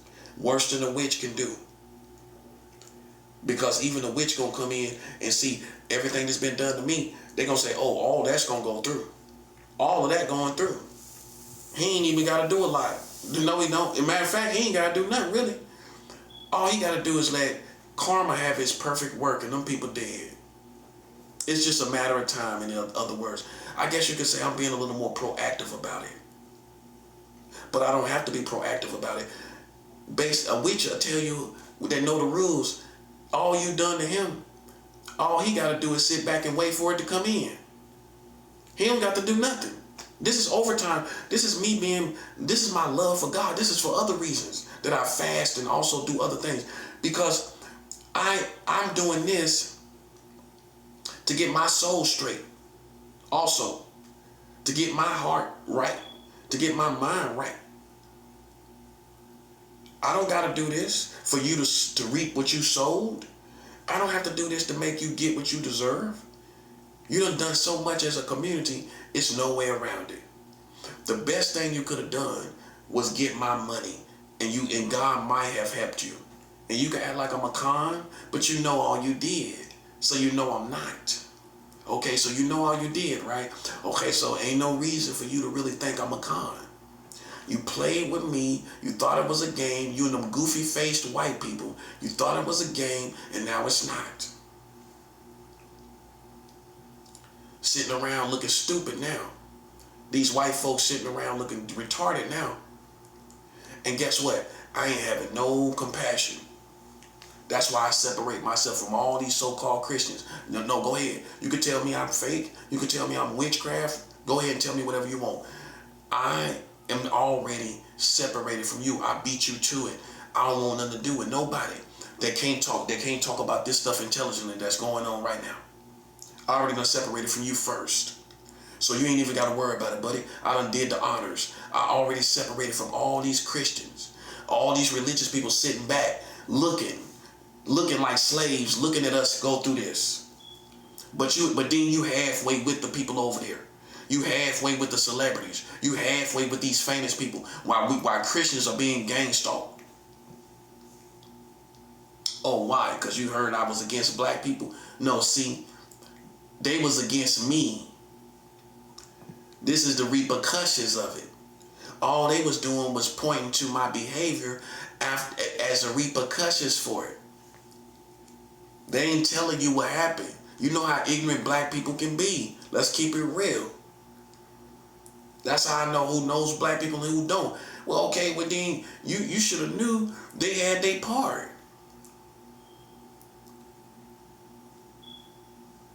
You should have knew they played an ignorant part. Okay, yeah, they did. And then listen, if you think they gonna be standing up like some proud turkey in the last days and nothing ain't gonna happen to black people, you tripping. Get ready for it. Wait for it. Like white culture would tell you, wait for it. Because it's coming. Oh, it's coming. It's absolutely coming. It don't matter who you are. You can't do wrong on this level and live. That's death. That's all it is. And you hoping for the best, and you trying to find some little psychological image on me, and no one even cares about that no more. People hate you so much, they don't even care if that's true or not. They hate you so much, they don't even care. They hate you so much, they gonna overlook it if it was true. If it is true, they gonna overlook it. Listen, I know how mad you done made people, because I can tell. I can hear it. I can hear how mad you done made these people by just playing with me and playing with the community. You done made these people real mad, buddy. And if they anything like me as a black man, listen, if they anything like me, listen, they ain't gonna let you go. They gonna put their soul into this situation, and it's over for you. You can't handle it. You ain't gonna be able to handle it. When somebody put their soul against you, you can't handle it. That's another level of beyond witchcraft. When somebody put their soul against you, you ain't gonna be able to handle it. I done put my soul against America. And you can't get, no witchcraft can beat it. Because the spiritual world gonna align with me, because you deserve destruction. So the spiritual world gonna align with my soul being against you like the Megatron, and you ain't gonna be able to survive the Megatron, the karma. It's the Megatron of karma. You ain't gonna be able to survive that. With all you done, my soul in the right position, I'm seeking God, fasting, you ain't gonna be able to beat it, buddy. That's the Megatron. That's the Megatron. And I don't care what you talk about. Because what people need to understand is there is no good time to die. There's no such thing. Which means a community is always going to point to their children and their family. That's their first excuse. Oh, well, we got children. You're going to always have children. You're going to have children to the end of the world, buddy. Hold on. Let's ponder that. Ain't people going to have children at the end of the world? The last day of earth, whatever day that is, aren't people gonna be having newborn children and everything like that? Ain't everybody gonna have, as a nation of America, every age of child you can think about? So one day it's gonna come to an end, right? And it's not gonna be a good day to die. It's never gonna be a good day to die. In other words, it's never gonna be this perfect climate where the whole community just say, okay, we ready to die. It's always going to be somebody that just had a baby or got more children or had, or they children having children. They're a proud grandfather or grandmother. It's always going to be that. If you're smart, you know what I'm talking about. It's always going to be that element of children in the community. And so God is not going to stop judgment because of children. They always going to be here. So when is it going to be the perfect time? There is no perfect time where there's no children. You see what I'm saying? Okay, so it's always going to be children here. So it's no need, my point is, it's no need to talk about families. Because as an indication that you can go on as a community. It's no need, because it's always going to be there. That element is always going to be there. You're going to always have people having children. You're going to always have people starting a family. You're going to have always people wanting to start a family, but they ain't started a family. And you're going to have people that got kids, and they kids got kids, and they kids got kids. You're going to always have those elements. And when it's time, listen, and when God decides it's time to go, it is not going to be considered. When God decides it's time for y'all to go, your children is not going to be considered. Okay? Because many of you are in the cartoon world. They ain't on demon time, they on cartoon time. It's a big difference. These people out here on cartoon time. And when God says it's time to go, all these children, buddy, I'm telling you, listen. Some people gonna say they belong. The world ain't even fit for children no more. That's gone. Look at all the killing. Look at all the children being killed. You can already see the signs that the world is not even fit for children no more. That it's already started. Where you can clearly see all these children dying. Look at that school of children dying that died over there in Iran, right? In Iran, a whole school of children died. You think it's time for children to live? You think it's time for children? It's not time for children. The more you see kids die, you can tell. That's the telltale signs. It's almost over. Because now you can't even say, this is a world for children anymore. No, you can't. Prove that. Prove that with facts. Show me a good world for children somewhere. Not even here in America. You can't show me. But you talking about children. Come on, stop playing, bro. Where two children was put in a suitcase in Cleveland, where the mother them buried the girls in 2 suitcases. And you tell me it's a time for children. Wake up, man. It's over. Wake up. It's over. It ain't no time for no children no more. This world is no good for children. So let's settle that. Okay? We see it all the time. So don't think that's gonna hold it back. That's gonna hold judgment back. It ain't no safe place for children no more. And that's that. You see? That's what it is. Ain't nothing we can do about it. It's what it is. This is why you do not let evil just spawn in the world like it's a game. Like this is Harry Potter time and this is a witchy Halloween fun party. And now all the good vibes is gone. All the good vibe and all the good energy gone. It's all gone. It's all gone. We can't get it back. Once the people's mind is gone, you can't get it back. You can go to any hood, you can go anywhere. I don't care what how the crime rate drops and goes up, down, fluctuates, it don't matter. Once the people's mind is gone, and these young dudes' mind is gone, bro. They mind gone. You see how these kids think now? How you listen to the kids lately? I'm talking like the teenagers. They don't care, bro. They like, man, they listen, they mind gone, bro. You know what I mean? I'm not saying like mental sickness. They mind is gone, bro. They snap. And some of them snap because they lost family. And then what can you say? They done lost family out in the streets, man, and they mind gone, bro. They want revenge. There's people out there who want revenge right now. Drunk on liquor, and they want revenge. People right this all through the country. See, I'm conscious of what's going on all around me. Some people ain't. They don't think about it. But I do. I'm one of the people that think about how many things is going on at one time. Like that kind of stuff. Like how much of this is going on? Like who just did a robbery? Somebody probably just did a robbery, not right now. Somebody just got killed. Somebody just got shot at. You know what I'm saying? All kind of stuff. It's all going on right now. I'm like conscious of that. And kids are being killed too. It's all going on, man. It's all going on right now, man. And can you imagine these lames, police out here playing around and all that? We don't care nothing about that, man.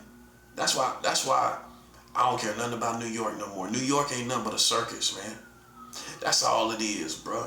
This ain't no chocolate city no more. If you want to live in a chocolate city, New York is not it. If you call yourself living in a chocolate city and you want to be around black people, the best you can do is go to Harlem. Not Brooklyn, Harlem. I'm convinced Brooklyn ain't no good either. Look at this. Look at all this stuff going on. Harlem is your best bet.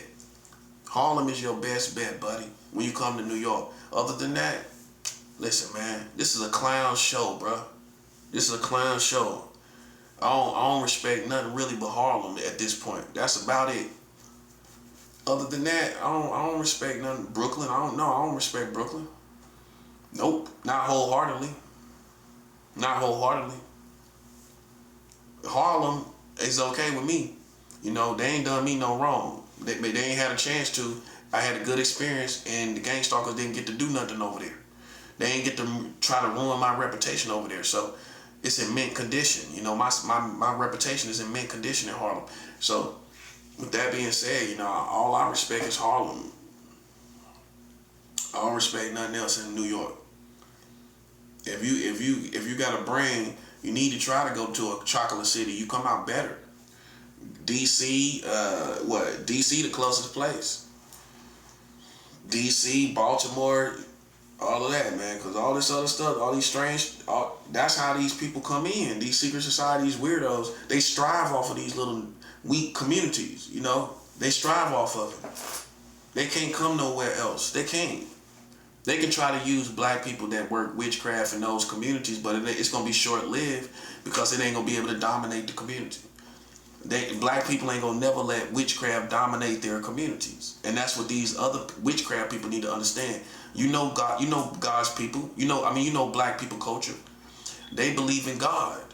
They chose God over the devil. White folks chose the devil in many forms and fashions. We didn't. We chose God. You ain't gonna ever be able to get black people to choose God, the devil over God. As a whole collective culture, it's not gonna happen. It's never gonna happen.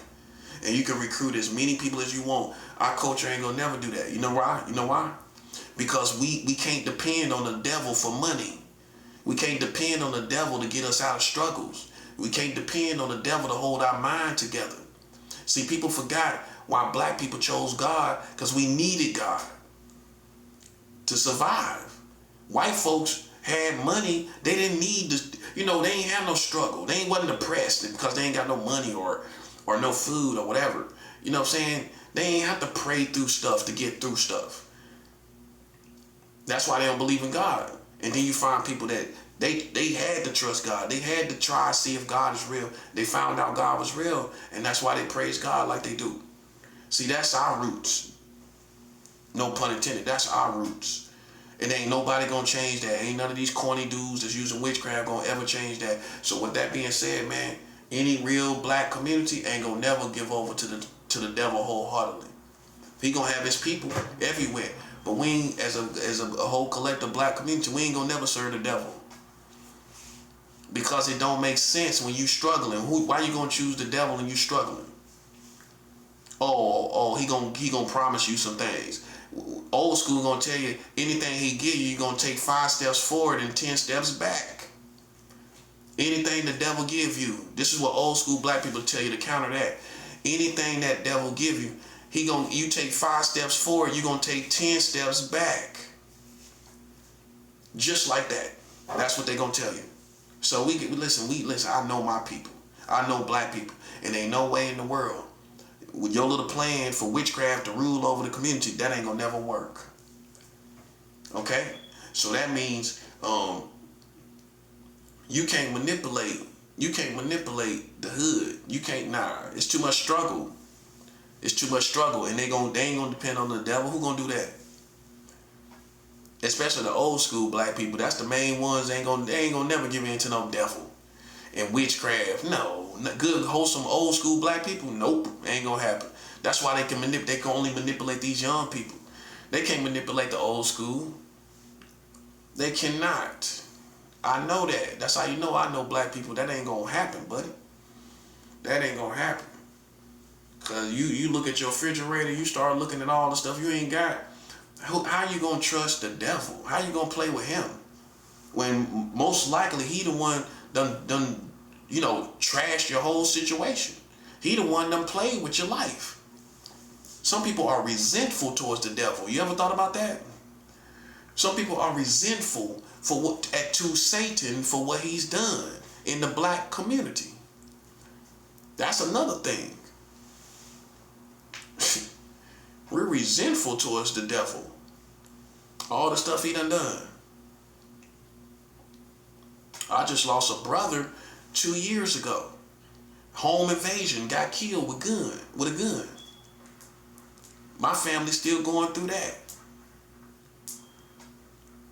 That's still something we thinking about. I lost a brother to a home invasion while people playing with the culture and playing around me. You see what I'm saying?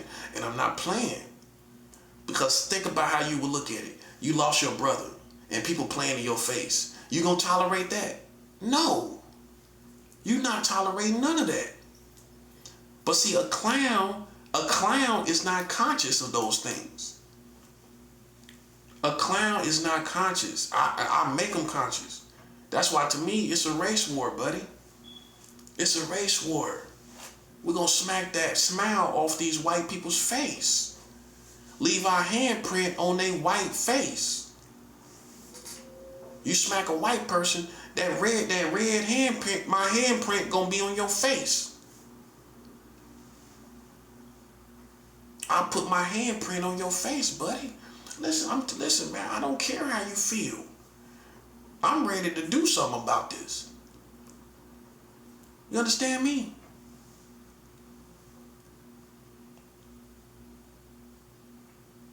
Nobody don't care how you feel. I'm a killer too. That's what I'm trying to tell these people. Only difference is I ain't got enough money to buy a whole bunch of guns. If I do, I want you to understand something about me. My whole arsenal is just a purchase away. I already got the mentality to shoot guns. I grew up shooting guns. I'm from the South. Anybody know that? My whole life would change militarily speaking with a series of purchases. And then I can get a gun. I can get a gun license. Meaning I can get, like, once this world fall apart, I'm gonna be one of them people out here bucking just like everybody else bucking. Bucking on everybody just like everybody else bucking. That's what you don't understand. I'm gonna transform when everything pop off. I'm gonna be out there shooting just like everybody else. That's who I am. That's what I'm saying. Like everybody else, I don't know. I'm just telling you how I am. See, I evolved, bro. I evolved. Like a lot of people that knew me like 10, 15 years ago, I have evolved, bro. I mean, I haven't went back to wickedness, but I have definitely refined the idea of carrying weapons and having guns. That part has evolved in me. You see what I'm saying? And people don't realize you're going through your own evolutions. I'm going through my own evolutions. And I have evolved when it comes to carrying these weapons and carrying a gun. I have evolved in my mindset towards that as a Christian, where I now feel the need to do that. While people on clown time, Like you thinking about who they think you was and who you used to be. The worst thing people can do, man, is act like they know you, bro. And they don't. It's insulting. I would like to think ain't nobody gonna figure me out in a matter of years or weeks or days. No. I'm too complex in the right way as a human being. And see, I'm a Gemini, right? So a Gemini got both sides. I got two sides, man. I'm a nice guy. I'm a cool person, but I'm a Gemini. And everybody know what black people say about Geminis. Oh, Geminis are crazy. That's all black people gonna say. Geminis are crazy, man. But I don't look at it that way. I think we have two sides: a protective side, a nice side, and a protective side to protect the nice guy. That's in me. I gotta have that. I gotta have this to protect the sweet, nice person that I am. I have to. And that's what people think. You're either bipolar or they'll think you're bipolar. Because they'll think you go to one extreme or the other. You know what I'm saying? But really you're a twin. You got the twins. You know what I'm saying? And see, everybody got two sides, but Gemini's, our sides is more distinguishedly polar. Like it's a part of me that's nothing like how I'm talking now. I'm totally sweet, totally nice. I want to see the world. I want to do good things. I want to be cool. I want to show love. I want to think about all kind of lovely things. And then there's a part of me that's about war. Straight up war. Everything is war, and that's what I look at. I look at life in that context. Every day, I can get up and do this every day. It's a part of me that can do this every day. It's a twin part of me. I can get up and go to war every day. And that's and that's what people don't understand. I can go back to the streets, and that's what I'm about to do, because I'm not gonna put myself in this situation over and over again, bro. And what I figure is the next place they put me, it's gonna be just like this. The next place they send me, because they're enemies, right? I'm not stupid, bro. The next place is gonna be just like this. The neighborhood, everything. I ain't talking about the building. I'm talking about the whole thing. The building, the people in the building, the neighborhood, and the merchants in the neighborhood. All of them are enemies conspiring. They think I'm stupid. Like I don't know how far the rabbit trail goes. It goes as far as even these merchants, even the people that's at these stores, they're all enemies. Now you see, I know everything that's going on. They ain't pulling no wool over my eyes like they say in the South. They ain't pulling no wool over my eyes. It just didn't scare me. It don't scare me. They expect me to be petrified. That's the words they use. Oh, he petrified. How I'm petrified? A man like me, imagine that. All my wins, imagine that. Imagine me being petrified. Imagine that. I'm not I ain't never been petrified a day in my life, frantic or running around. If I was petrified, I'd be trying to get a bus ticket to leave New York. If I was scared. You think if I tell my family I need a ticket, emergency ticket, I can't leave. If I was scared, I would leave like that. I'd be trying to get me a ticket out of here. Man, come on, bro. That's what I'm saying. Ain't nobody scared of these people, bro. Because I ain't scared to die. That's why. So if you ain't scared of death, how am I going to be scared of them out there? Think about it. That don't make sense, man. If I'm not scared to die, why would I be scared of you? That's backwards. That's backwards. To be scared of you, I have to be scared to die. If I'm not scared to die, why would I be scared of you? See what I'm saying? That's all I'm saying. Why would I be scared of America? America just trying to show out because they know it's the end. They're trying to save face because they still, listen, it's still one war you can't win, which is You are marrying these children, and Trump gonna let the world go away without talking about it. I'm gonna beat that coward because he ain't talking about child marriage. He is a coward. I know he know about it. I know he know about child marriage. Well, why he ain't talking about it? So he trying to do all this other stuff, this brawny stuff, this toxic macho stuff that he trying to do all around the world to try to save face. You know what I'm saying? And try to save face in front of these men. But the truth is, you still can't have this conversation with the prophet. You still can't have this conversation. You're gonna live and die as a coward. Your worst war is me. You talking about the child marriage. I mean, you marrying children. Donald Trump was the president the last time y'all made laws to marry children. Why he ain't say nothing about it? Trump was in the White House when y'all passed new child marriage laws, right? Okay, why Trump didn't say nothing? He was in the White House. He was the president. So even if he didn't help pass it, shouldn't you be competent enough as a president to address it? Shouldn't you be competent enough to say something? You saying something about everything else. And we know that for sure, right? He got a big old mouth. He talking about everything else. See, I'm his worst nemesis. He won't face me. He won't face me. See, it's a Gemini versus a Gemini. He a Gemini and I'm a Gemini. He can't beat me. No, he can't beat me. Listen, man, Trump will not have no conversation with me because he's scared. You know why? Because once he addressed child marriage in the country, then you're going to go back and see all the history and realize this country's been marrying children the whole time. Trump don't want to have no conversation with me, man. That's why he's trying to save face in other ways. And some men gonna respect all he doing. They gonna feel it's good. Everything he doing, things they can't believe, like Iran and all that's been going on over there for X amount of time.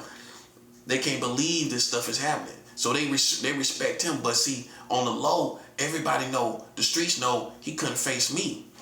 He couldn't face me on talking about child marriage laws. He couldn't face it and have that conversation. He can't do it. And the reason why he not gonna do it is because he don't want you to go see the whole history of them doing it. He don't want you to go see the whole history of them marrying children. Nope. That's why he ain't gonna touch it. He might want to talk about it, but he ain't gonna do it. You know why? He gonna try to save face for America. He gonna try to hide America's real history of marrying children. Because once he tell everybody gonna go Google it on the internet. Oh wow, I didn't know he was marrying children. It's gonna change your whole perspective. You see why he can't do it? You see why he can't say nothing? And that's the checkmate. That's the checkmate. If Trump can't have this conversation, I beat the top. And if I beat the top, I beat America. I ain't taking nothing off of nobody. Now you see why I'm like this. Your president can't even have a conversation with me. That's smoke and mirrors, all that stuff he doing. He trying to save face and still be macho and act like he tough. Meanwhile, he can't have no conversation with the prophet. You see how real this is? This is real. This is real. I've emailed the White House. That's real. I've emailed governors. Just in case you thought I was ratchet, listen, I've emailed mayors, governors, superintendents at schools, in the school system. I've emailed the White House. I emailed the White House about America marrying children. That's why I don't have no real problems. You realize it, right? You see why? Because they seen me email the governors, the mayors, and the White House. How you a terrorist and you email the White House? Bruh, make it make sense. How are you such a nemesis towards America, but you took the time in all your nemesis nature, you took the time to email the White House. See, I'm Trump's nemesis. God got his beast too. God got beasts and bulls too. God got bulls too, buddy. That's how you need to hear it. with all these passive men, all these emasculine, passive punks. God got bulls too. God got bulls too on this side, bro. And that's why I listen. I don't care if people don't understand what I'm doing. Listen, bro. I don't know what to tell you, man. It's war. That's all best thing I can tell you is it's a war, a real war, a war that ain't going away. And maybe in that, maybe you will kind of seek answers and figure it out. Because when you look in the Bible, there's plenty of wars in the Bible. That's the first thing you're gonna be met with when you think on the subject of wars. You're gonna look in the Bible and see all the wars. It's gonna dawn on you. Oh, okay. We might have to go to war as Christians. Yes, something you wasn't anticipating doing, but you got to do it. See, history is full of surprises. All history is full of surprises. Stuff that you did not anticipate, like COVID-19. Nobody think COVID-19, something like that would happen, but it did. It did happen, and thousands of people died, and that's what it is. They dead right now. From COVID. It's people still in the grave from COVID. Let's not forget that. Let's not forget it's thousands of people in the grave from COVID-19. That's all I'm saying. I live in the real world, man. I talk about real life. I don't talk about no okie doke stuff. I don't talk about nothing okie doke. You ain't gonna hear me talking about no UFOs, no Bigfoot, no abominable snowman, no Area 51, no aliens. I ain't talking about none of that. Why? It's the prophet. I'm gonna be talking about real interesting information. I guess for me, I'm gonna always be talking about something interesting, man. I mean, I ain't gonna ever be talking about no Bigfoot, Loch Ness. What that's gonna do to our life anyway? If there is a Bigfoot, so what? Then what? Then what? Then what happens? He ain't doing nothing in our community. He ain't gonna help us. He ain't gonna help us. So then what?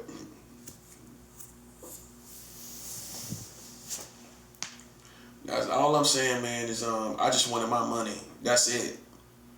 That's all. I mean, but you can't expect me to just walk away. Nah, come on. Let's keep it real now. Let's keep it real. You can't expect me to just walk away. Nah, they play too many games with my health. They played games with my health. They gave me HIV on purpose. Yeah. I got it from somebody who did it intentionally. He went off his meds and gave it to me intentionally. It's one thing for somebody to give you HIV and they didn't really know. You got to charge it to the game. You know, unfortunately, because you could have taken a preventative or whatever, right? But for whatever reason, you might have been partying. I don't know. Everybody got their own individual story. But I know usually the story is not that somebody gave you HIV on purpose. That's my story. So that's why I'm walking around like I do. You know what I mean? Somebody gave you HIV on purpose, bruh. It's unforgivable, bruh. And then it was a conspiracy from the Americans. That's what I'm saying. Then people act like you tripping. Off the strength of that, I could be tripping forever. Just that. I could be tripping forever because of that. Tell me I couldn't. Somebody put HIV in your body on purpose and you've been healthy as an ox all your life and you ain't never really had no STDs. And for the record, I ain't never gave nobody an STD in my life. Nope. None. Nothing. Gonorrhea, chlamydia, herpes, whatever. Just any crabs. I ain't never gave nobody no STD. And I still haven't. Ain't nobody ever came back to me saying, oh, you gave me this, or you gave, ain't nobody ever came back and told me that. But I can say multiple people done gave me, women too. A woman done gave me something too. So it ain't just men, women too. I had a woman gave me something and I already got something. You know what I'm saying? How that look? Somebody giving you an STD and you already got something. And they knew you already had something. And then she talking about she been had it. She might have been had it. I don't know about that. I don't know about that, bruh. I don't know. I don't know about that. I'll never know. You give me an STD, I don't know. You tell me you had it before I met you and we just met kind of like something like that. That might be true. That might be true. That might be true. That might be, I don't know. All I know is I ain't never gave nobody no STD. And I got one of the worst of them all. I got one of the worst of them all. And I ain't never gave nobody nothing. See, God looks at that. I was taking PrEP. I was taking PrEP when before I even had anything. I took PrEP and to protect myself while I'm out there in the streets. Knowing the lifestyle I'm living. You know what I'm saying? So you can't say, oh, he was just out there dirty and that's what happened to him. See, that's how the community gonna tell you. The culture gonna tell you, especially when they knew I was in the streets, especially when they knew I was homeless, they gonna tell you, oh, that happened when he was out in the streets. Actually, it didn't. Actually, it didn't. Actually, it did not. Okay? I got that from some guy I met on a dating app. A paid, not a free dating app. Where it's a whole bunch of people that just broke and everything and just, dirty or whatever. On a free dating app. No, the one you gotta pay. Which weeds out a lot of people. Or a certain type of people. Come on now. Come on, let's keep it real. I got it from somebody on a paid dating app, right? Live with that and tell me how you feel. If somebody gave you, that's what I gotta live with. I gotta live with the fact that somebody gave me HIV and they knew they had it. He got off his meds. He got off the meds on purpose. That's a snake.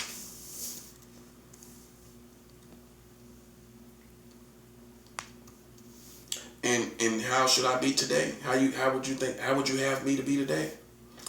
See, listen, man. Now you see what I'm saying. It's good that I'm not hurting nobody, bro. Now you see what I'm saying. It's good that I don't just lose it because of that, which some people would. See, my enemies take my kindness for granted, my peace, my patience for granted. You ain't nobody down here that's gonna let people play with them like that. And then you gonna still embrace this community. No, you're not. That's all I'm saying, man. Put everything in proper perspective and stop acting like children, man. Giving me the perfect answers. Won't you think a little deeper and be mature and get and dig for the right answers? That part where you really realize and think about it, man. Yeah, if somebody had gave me HIV on purpose, I think I'll be against these people too. Nah, I know myself, and if it's something like that we've heard about all our life, something that had that type of stigma to it, and then you wind up being one of the people that get it, and it wasn't really because of how you was living. It wasn't even because of that. It was because somebody gave it to you on purpose. So that ain't got nothing to do with how you living. You understand that, right? That no. Because you can't be responsible in that situation. If you put me in a situation to give me HIV on purpose, how can I be responsible? How can I practice responsibility where I'm not in harm's way? Oh, okay. I mean, maybe I could have, mind you, I went and lived with this person. Anybody that done that, anybody that lived with somebody, you move from state to state, you thinking it's all good. You ain't thinking in your mind this person done talked to me all this time and ain't told me they had HIV. I moved from North Carolina to Florida. That was a state trip, a cross-state trip. This wasn't somebody I met in a fling while I was tipsy one night. This was a person I moved in with. You see how treacherous that is? And that's why God has done all of this stuff to these people, bro.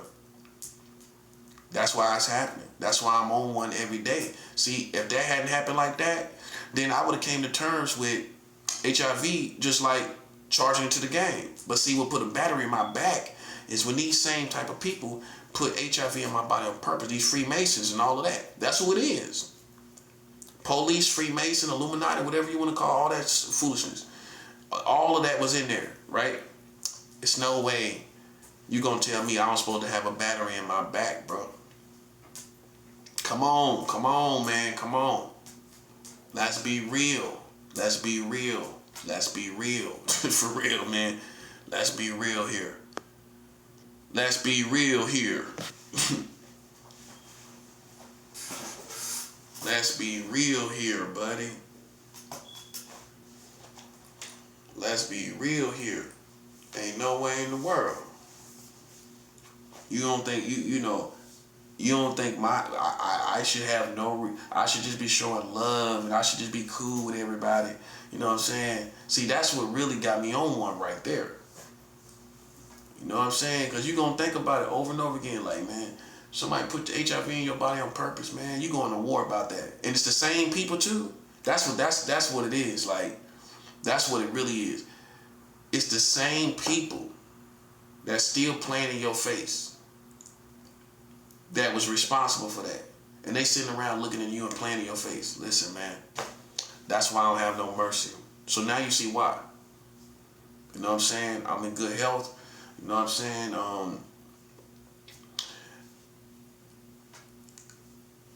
And, you know, I could just go get the meds and get down to undetectable in 2 weeks. I would do that ultimately, eventually. But, you know, I stockpiled the medicine to where I spread it out so I didn't have to go as often to the doctor. But because every time I was fasting, I didn't take the meds because your body can work on itself, right? So that's how I stockpiled a whole bunch of bottles of HIV medicine. And then I just got down to undetectable. Take it 2 weeks straight and you get down to undetectable. You know what I mean? So I kind of know the routine. I've had it for over 6 years. This will be 7 years. So I'm past the worst part of it. I'm past the worst pain of having it. Like, I ain't never shed no tears for having it. I ain't never been depressed about it. And that's normal if you go through all of that. With HIV, yeah. But I can say that I ain't go through all of that. But as you can imagine, I'm not taking no junk off of nobody. It's just what it is. I'm not taking no junk off of nobody. I'm not, bruh. I'm not. And now you see what the situation is. I'm not afraid to die. These people play with my life. See what I'm saying, right? You see the feel. You see the vibe, right? It ain't gonna change. It's not gonna change. And see, a clown should have knew it's not gonna change. A clown should have knew that. I don't care nothing about them. I don't care enough about them to care. I don't care enough. And I'm being 100 with you. You know what I'm saying? But what I'm gonna do, since I took some extra time to talk about that, you know, because that really, I mean, this issue can't be stressed enough. This is what's caused, in my case, all these problems. You know what I'm saying? This is why God is on their head. Ain't no way in the world you're gonna put HIV in somebody's body on purpose and act like it's their fault. It was a result of them living the way they was living. Nah. Once you did it on purpose, you can't even consider how they was living. See, that's what a smart person gonna tell you. No. Because you can live a certain way and take precaution. But if you go off your meds and you have me under the impression that you just don't have sex with nobody and everything, and I move in with you, what you think I'm gonna think? The average person gonna think, now I can see if me and you was just on a fling, moving in with you, and you give somebody HIV moving in with you? Look at that. You gave HIV to somebody that moved in with you?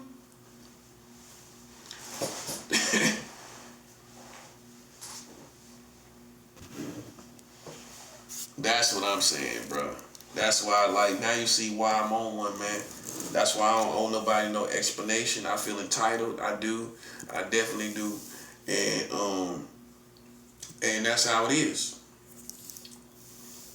These people are starting to reap what they sow. Ain't nothing they gonna do is gonna prosper until they do right by me. Listen, you see why?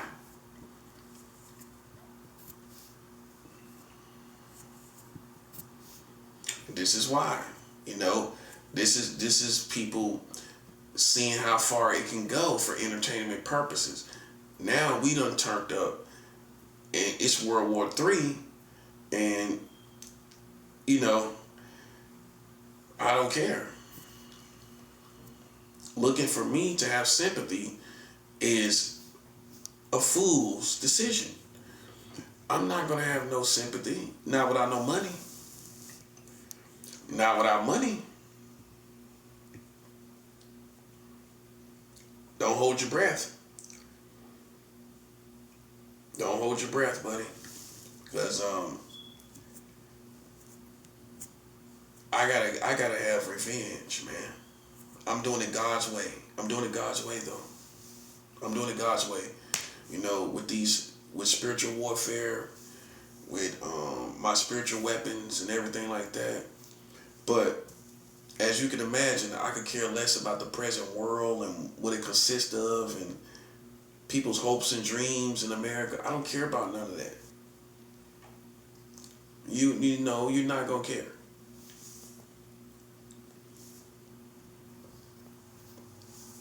Okay? I done sent money to Taiwan today in Mexico City, in Mexico. It's a good day. It's a good day because that's more spiritual warfare coming. Taiwan and Mexico City, that's worlds away. I hit two opposite countries. And so I decided that as far as this message, I'm going to kind of wrap it up because I really want to get into, I'm going to do basically part 2 of the generations because I got a lot of ground to cover. I really want to show people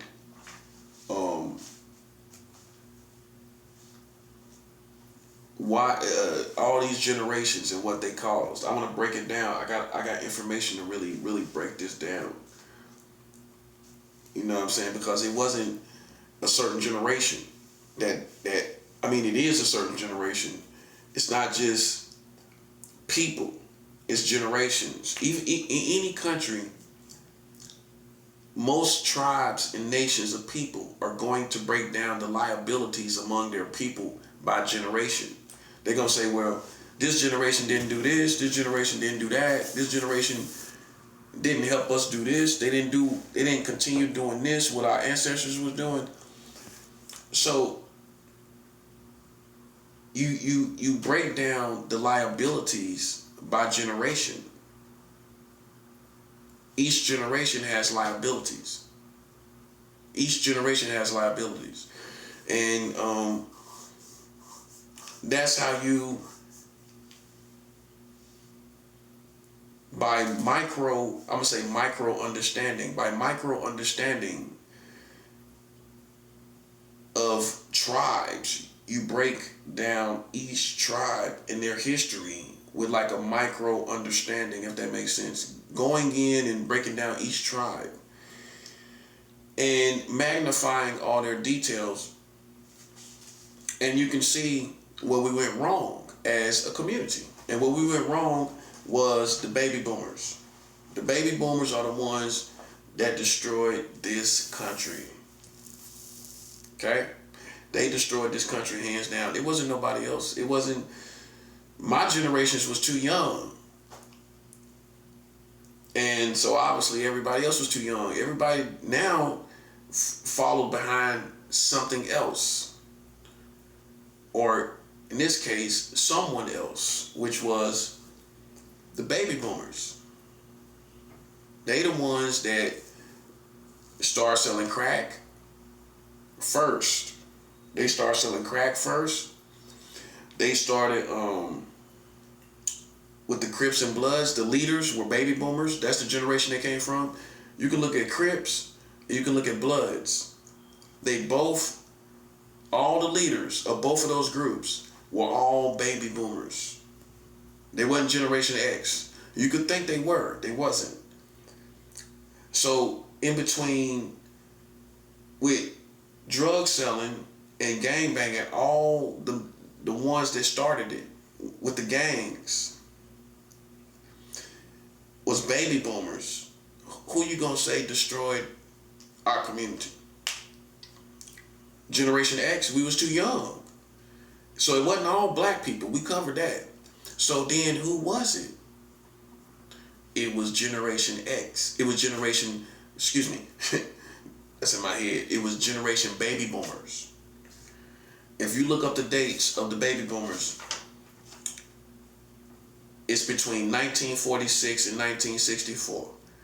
Anybody, all the leadership, I mean, what I want you to do is go, this is what I'm going to do in the next video. I'm going to go through the 80s and the 90s, and I'm going to show you how old the baby boomers were at that time.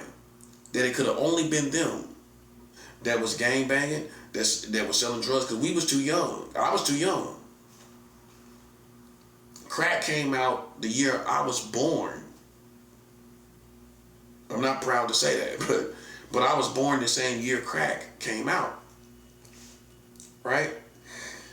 So it couldn't have been me that started selling crack first. I was born the year it came out.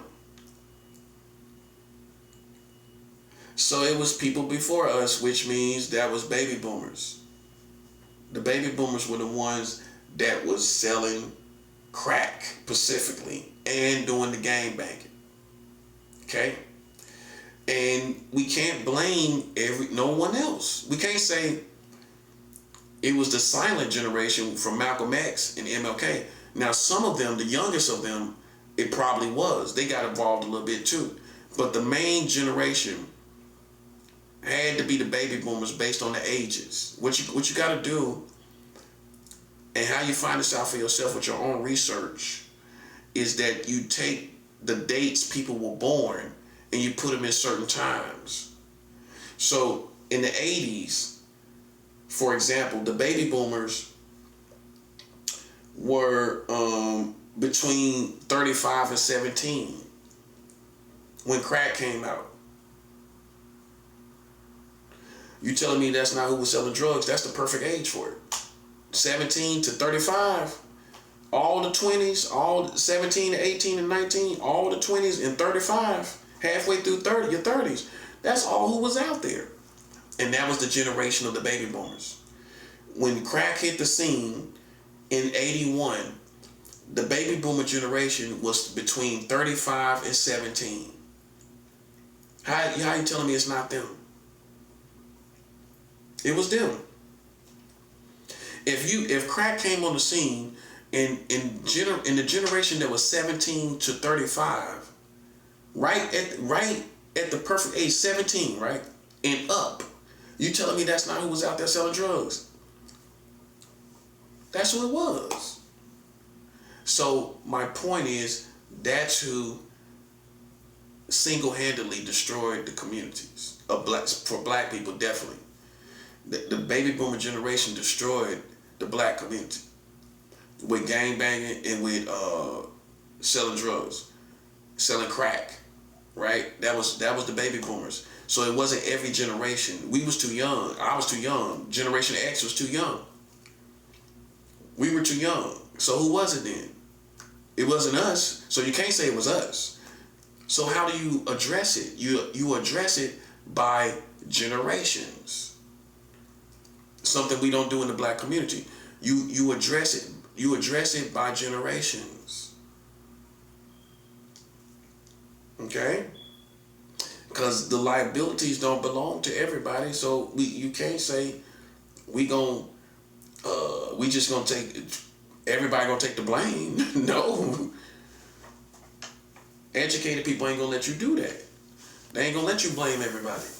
It was a certain generation, and I'm one of the only people that pointed out that it was the baby boomers generation that destroyed America, right? Especially as far as black people go. It was the baby boomer generation. They was the one out there selling crack. They the one that started the gangs, the Crips and Bloods, and everything. They started all of that. So in the next video, I'm gonna go through the leaders, and I'm gonna show you all the people that that was selling drugs in the gangs, and that they all had one thing in common. They were all from one generation. It wasn't 2, 3, 4, 5 generation. It wasn't even 2. Like I said, the silent generation, which was before the baby boomers, which was the parents of the baby boomers, right? Only the youngest, most of the youngest of them were probably involved with crack a little bit, because they was in the selling cocaine back in the day, so they probably crossed over a little bit. But between 17 and 35, that's gonna be the main ones out there. The head honchos that's 35 and older, that's moving the cocaine. That's gonna be the silent generation, and they was the ones involved with it in the beginning. But as time went by, who you think started running the streets?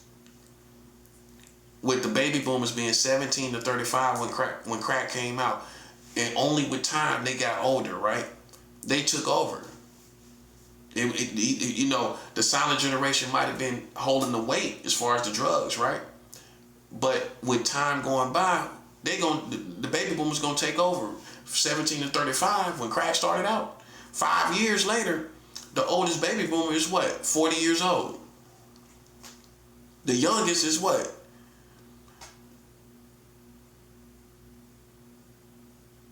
22.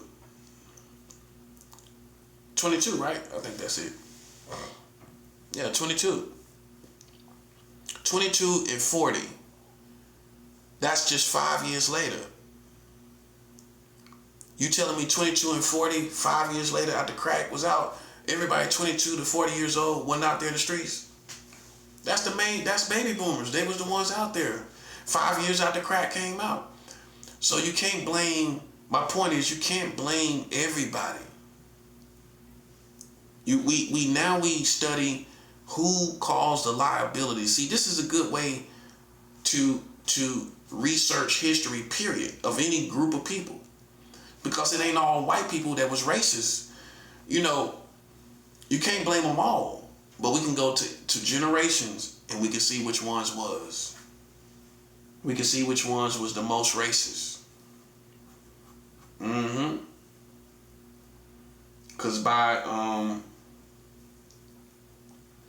Because the baby boomers was probably the beginning of the most non-racist white people. That's when you start getting really good white people. But before that, the silent generation, the greatest generation, the lost generation, most of them was raised racist. But by the baby boomers, for white people, they started to change. And we started to get worse. You see that? You see that part? By the baby boomers generation, white people started to come out of their racist ways, while we got worse in that same generation as black people. But the white people in that same generation, they was getting better as far as racism and all of that. But before the baby boomers, they was stuck in their ways, as people would say, stuck in racist ways, raised like that. But by the baby boomers generation and younger, Generation X, by Generation X, you know, we was hanging with them. We was hanging at this point, black and white people start hanging together from Generation X and on down, you know. But I would say officially, baby boomers between 1946 and 1964, that's when they started to come out of their racist ways. And then by Generation X, white people was hanging out with black people. They was out there smoking crack. Some of them, even when it first started, they was out there, you know, turning their hat backwards and going out in the hood smoking crack. You know them type of white dudes, turning their hat backwards and going out there smoking crack. He still got a collar shirt on with his hat backwards. He got a collar shirt on with his hat backwards. Out there smoking crack. You know them type of white dudes. He out there in the hood with a white shirt on, with a white button-up shirt on, with his hat backwards. The hood that made him do it. Put your hat backwards, man. Put your hat backward on. Put your hat backward on. Yeah, there you go. Rough your hair up a little bit in the back. Let it stick out in the back. Let your hair stick out in the back. Don't slick it down. Let it stick out. Yeah, man. That's what happened, though.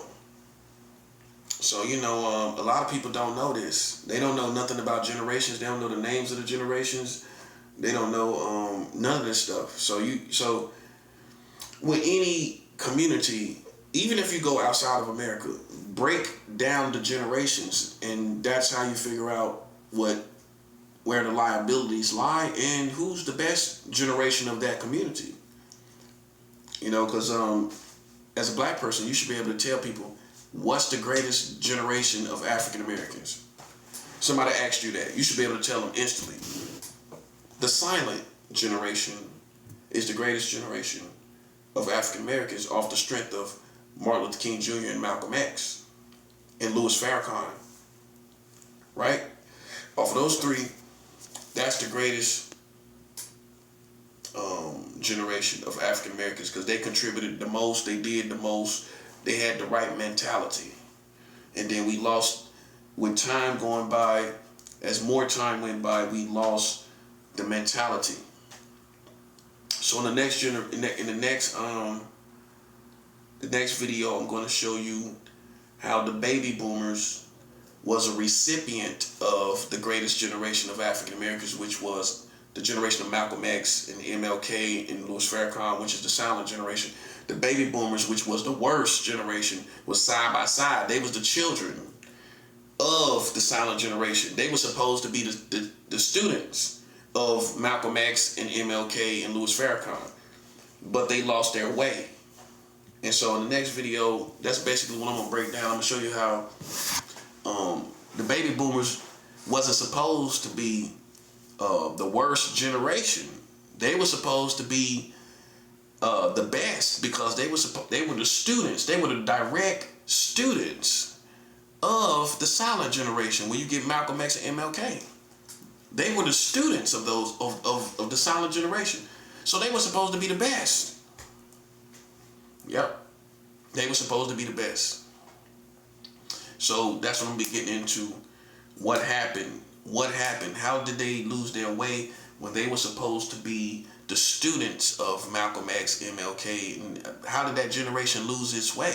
We're gonna go through history. We're gonna go through the real history of what happened, because they were supposed to be the best. They were the students. They were the kids that were in high school and in grade school when Malcolm X and MLK was touring, you know, circuiting all around the country. They were in school. Baby boomers were basically listening to Malcolm X and MLK and then listening to teachers. They were in school when all of this happened. They was at the perfect age to be students of Malcolm X and MLK. And so how they dropped the ball, that's what we're gonna figure out. How did they go from the potential of being the students of Malcolm X and MLK and just totally falling off and being gangbangers and all of that? How did that happen? Because that's the children of Malcolm X generation. The baby boomers are the children. They are the direct next generation. So how did they not, what happened? What happened to them? So that's what we're going to be talking about in the next video. We're going to be talking about what happened to the baby boomers, to where they lost their way that bad, and they were the students of Malcolm X. They were the students of MLK. They were supposed to take all that information to the next level. Some would say they was the ones that were supposed to start the revolution. Now you see why it's important. Because you can even look at that. You can even look at, well, who technically was supposed to, you can figure out everything by generation. Who was supposed to start the revolution? The baby boomers. Because they was the direct recipients of the message of Malcolm X and MLK. They were the students, they were the kids. So they wind up being a direct opposite of what they were supposed to be. They were supposed to take all that information. Not my generation wasn't born. See what I'm saying? They were the children of that day of Malcolm X and MLK. They were the children. Baby boomers. We wasn't born. So the only children was, during Malcolm X and MLK time, was the baby boomer generation. They were the only children. So what happened? You see, so this is how we figure out, okay, who was supposed to be the greatest? How we figure it out? By generation. We follow all the history. Like, okay, wow. They was the students of Malcolm X and MLK. Okay, they was right there when they was alive. They was getting all that information as kids, teenagers, where you can really think for yourself. And you see all this stuff going on. People in their 20s even. What happened? Everybody in grade school, while MLK and Malcolm X was alive, from K through 12, were baby boomers, the whole school system. The whole school system was baby boomer generation when Malcolm X and MLK was alive. Everybody in high school, everybody in middle school, junior high, and elementary, all of that was the baby boomers. Everybody in school, in the school system, while Malcolm X and MLK was teaching the people, right? Which those kids were supposed to be taught that information too. Right along with the teaching of K through 12 or whatever, grade school. They were supposed to be taught MLK, Malcolm X as well, especially, definitely as black people. So what happened? And see, that's the power of breaking everything down to generations. Because you see how you can easily see what's going on and what happened. When you break it down, instead of this big blur of us and all of us and talking about all of us as black people, now you can break it down. And now you can I don't want to say micromanagement, but you can micro study. That's the better term to use. You can micro study and see, okay, Malcolm X and MLK generation was good. So it wasn't them. So when I micro study, I come to I can't look at them as a community at all. I gotta come to the children.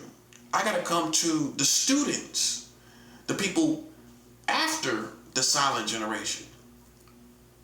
I'm gonna micro study and see what happened to that generation, to where they were nothing like Malcolm X. They were nothing like MLK. They were supposed to be.